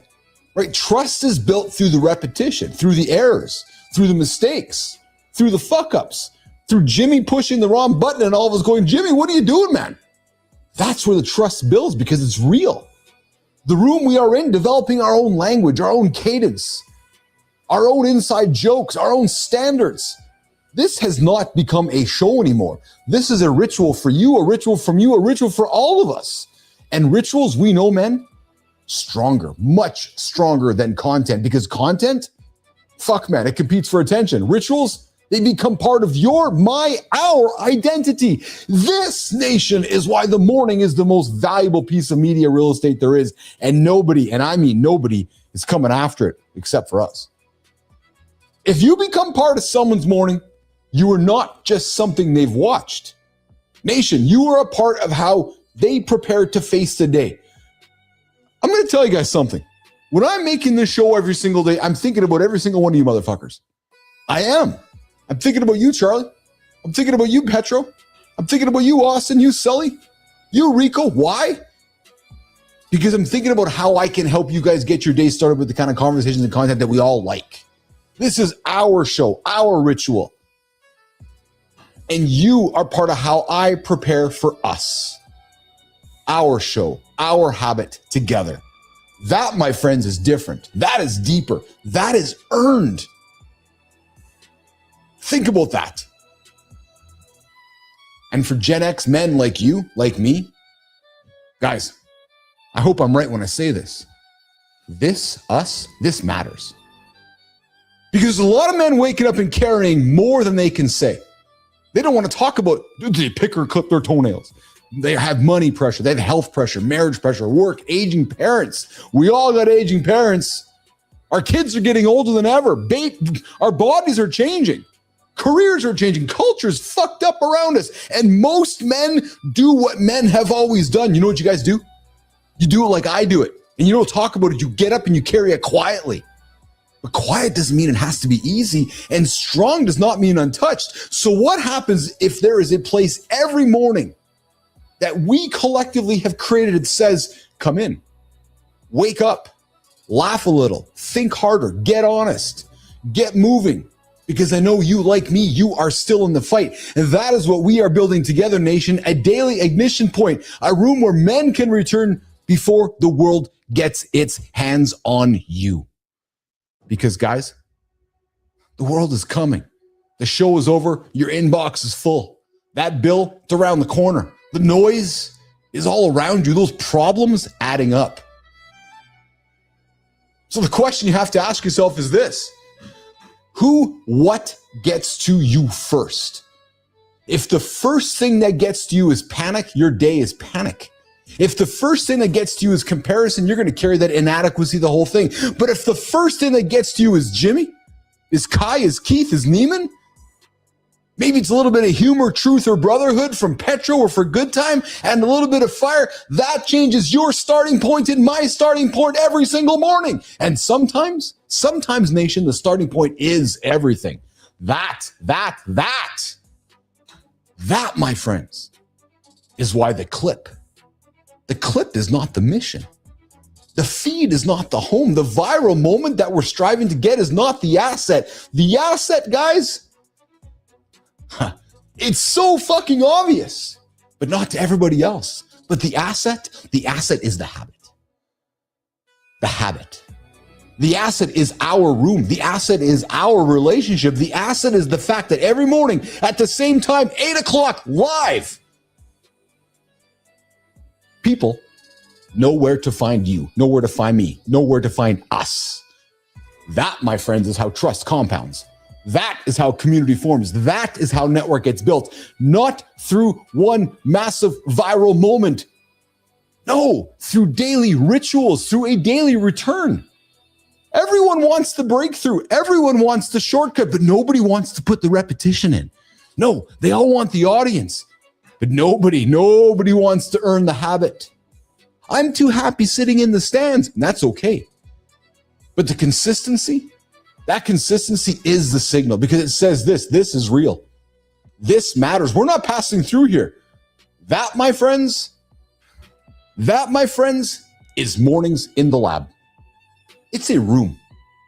It is a ritual we have built together.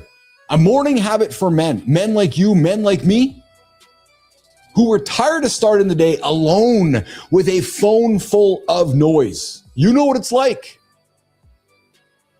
I know what it's like. So no. As I started this, I'm going to end it the same way. We're not building a show. We are building a morning habit together. You, me, all of us, one person at a time. And if we do this right, Mornings in the Lab does not become something men watch. No, it becomes something, my friends, that men around the world start their day with daily. We spend so much energy bracing for impact. We build these bulletproof, hyper-functioning versions of ourselves, slap a smile on, and wonder why we're absolutely exhausted by 2 p.m. Today's lineup isn't about grinding harder. It's about dropping the heavy armor you've been dragging around. We're looking at the hidden trauma behind the hustle, why being truly seen is terrifying, and the real reason you need to start picking up heavy things. Let's get into it. Over to you, handsome chief.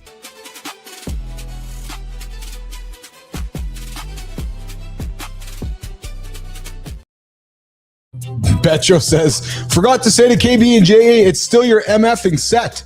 Yes, it is our still MFing set, my brother. Good morning, good time. Good to see you out there in the comments, as always. Hey, guys, let's start over. Apparently, we need to talk about Sheba Chaco's TEDx Chattanooga talk. Hey, Neiman, hey, talking to you. How come nobody's inviting me to TEDx yet? Nobody's inviting me to TEDx yet. I wonder why. Hello, I'll do a TEDx. We're going to call it a KeithX. True story. Hey, Sheba is a licensed therapist who spent 20... You know what I love about that, Jimmy? Is that people... Oh, that Keith guy is so arrogant. Can I call it KeithX? Fuck off, really? Come on. Spend some time with me. Know that I like to have a little bit of humor and have some fun. But just because humans go, oh, he must have a big ego. We're going to call it KeithX. Yeah, exactly. Yep. True story.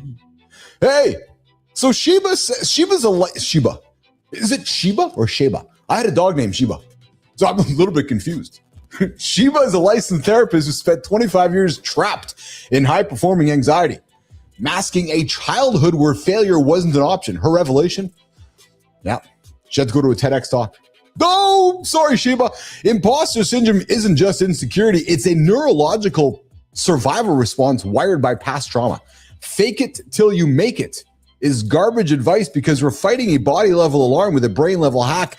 The key takeaway here is massive. Those little T traumas, having to perform for love, brace for rejection, are running the engine. So she says this: what version of yourself today are you performing instead of actually just being, oh, I like that? Who are you being today instead of performing today? It's a great question. You guys all know how much I love performative human beings. Dying for 16 minutes. Performative. Yeah. Hey, over on Substack, Gore dropped a piece titled "Intimacy is Being All of You and Being Chosen with All of It." Hey, it's my show. I get to say what I want. True story. Performative. Yeah, we get this so wrong, you guys. We confuse physical access with emotional presence. Real intimacy isn't about bodies in the dark. No, it's the radical act of standing there, scars out, completely unarmored, and saying, I need help. In that voice, too. Yeah, it's letting someone see your damage and having them stay anyway. It's the only actual cure for the loneliness that lingers after the lights come on. Oh, yeah? When the lights come on, everybody's running to the bathroom and putting the clothes on. The parts of you that feel too complicated are exactly what real intimacy requires. So here's the question. Are you a picker or a clipper? Oh, no, that's the wrong one. Are you letting people in or just letting them close? What's the question? What's the answer? And hey, over on LinkedIn, Mohammed Mahdi hit LinkedIn with a heavy truth about aging and the gym. Nope, it's about your abs. Wait a minute. He's like, no, it's not about the abs. No, it's about the life mirror and the big belly coming out there. No, if you keep lifting the exact same weight for 365 days, your body won't change. Likewise, if you keep clinging to the exact same comfort zones in life, nothing will change either. So guys, growth is going to demand some resistance. But here's the kicker. Health isn't just a personal luxury. It's a responsibility to you and your family, to those that depend on you. They need you to be strong, not just successful. Speaking of carrying some heavy things and shedding comfort, hey, Maya. Yes, Keith. Hey, Maya. If you had to drop one emotional comfort zone today and replace it with a literal 50-pound dumbbell, Maya, what are you going to be curling today, Maya Reyes? I'm definitely curling my need to have my inbox at absolute zero before I allow myself to relax. It's a heavy, totally useless comfort blanket. But seriously, look at the thread running through today. Whether it's your body, your relationships, or your career, growth doesn't happen in the safe zone. The armor you built to survive your 20s is exactly what's suffocating you right now. Drop the act. Let yourself be seen. Go lift something heavy. We'll see you on Monday in the lab.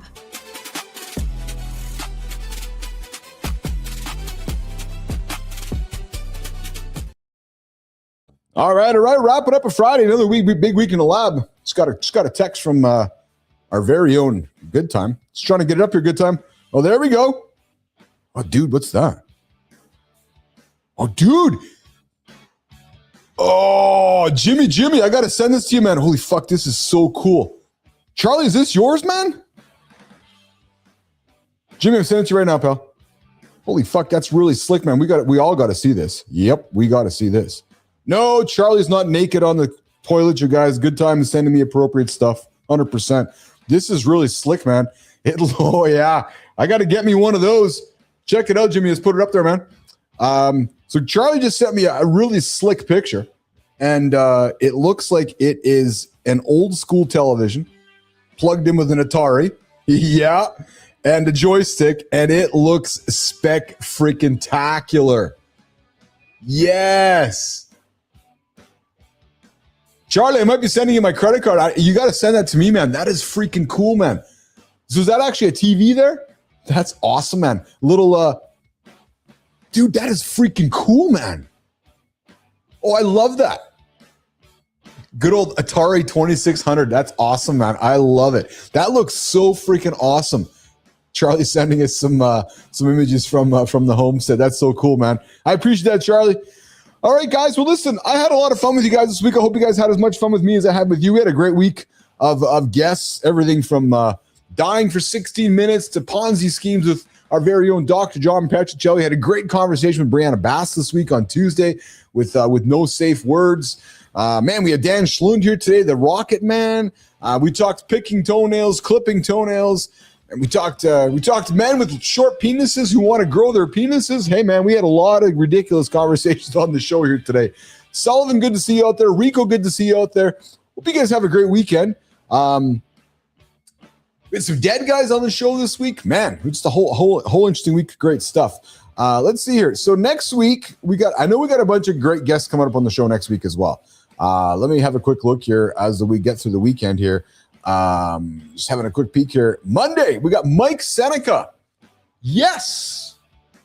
Mike Seneca, trained by Dwayne Johnson's uncle. He's a commercial pilot, NASCAR and ARCA driver, professional wrestler known as Mike Flight, sports marketing entrepreneur, and somehow still has time to prepare a comeback to the NASCAR Craftsman Truck Series. This man, I'm looking forward to this one, man. I'm certainly a NASCAR fan, so we're going to hang out with Mike Seneca on Monday. Tuesday, we get Dr. Muhammad Ali Rafai. The guy was facing 40 years in prison. He beat the government in a federal Medicare fraud trial, was acquitted. Now he's suing the Department of Justice back. Interesting. That's a conversation coming up on Tuesday.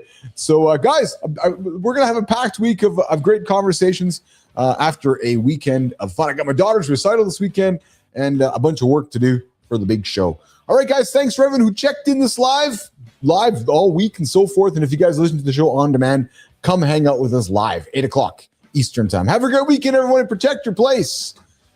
Question the pitch. Read the paperwork. And remember, if the investment guy says this, don't worry. Petro guaranteed it. Laugh, run. That's not a business plan. That's a documentary trailer. Guys, we'll see you in less than 48 hours. Where? Right here. Live. Mornings.live on the Mornings in the Lab Live Network. I'm your host, Keith Billis, on behalf of the whole crew. Have a good weekend, everybody. Ciao.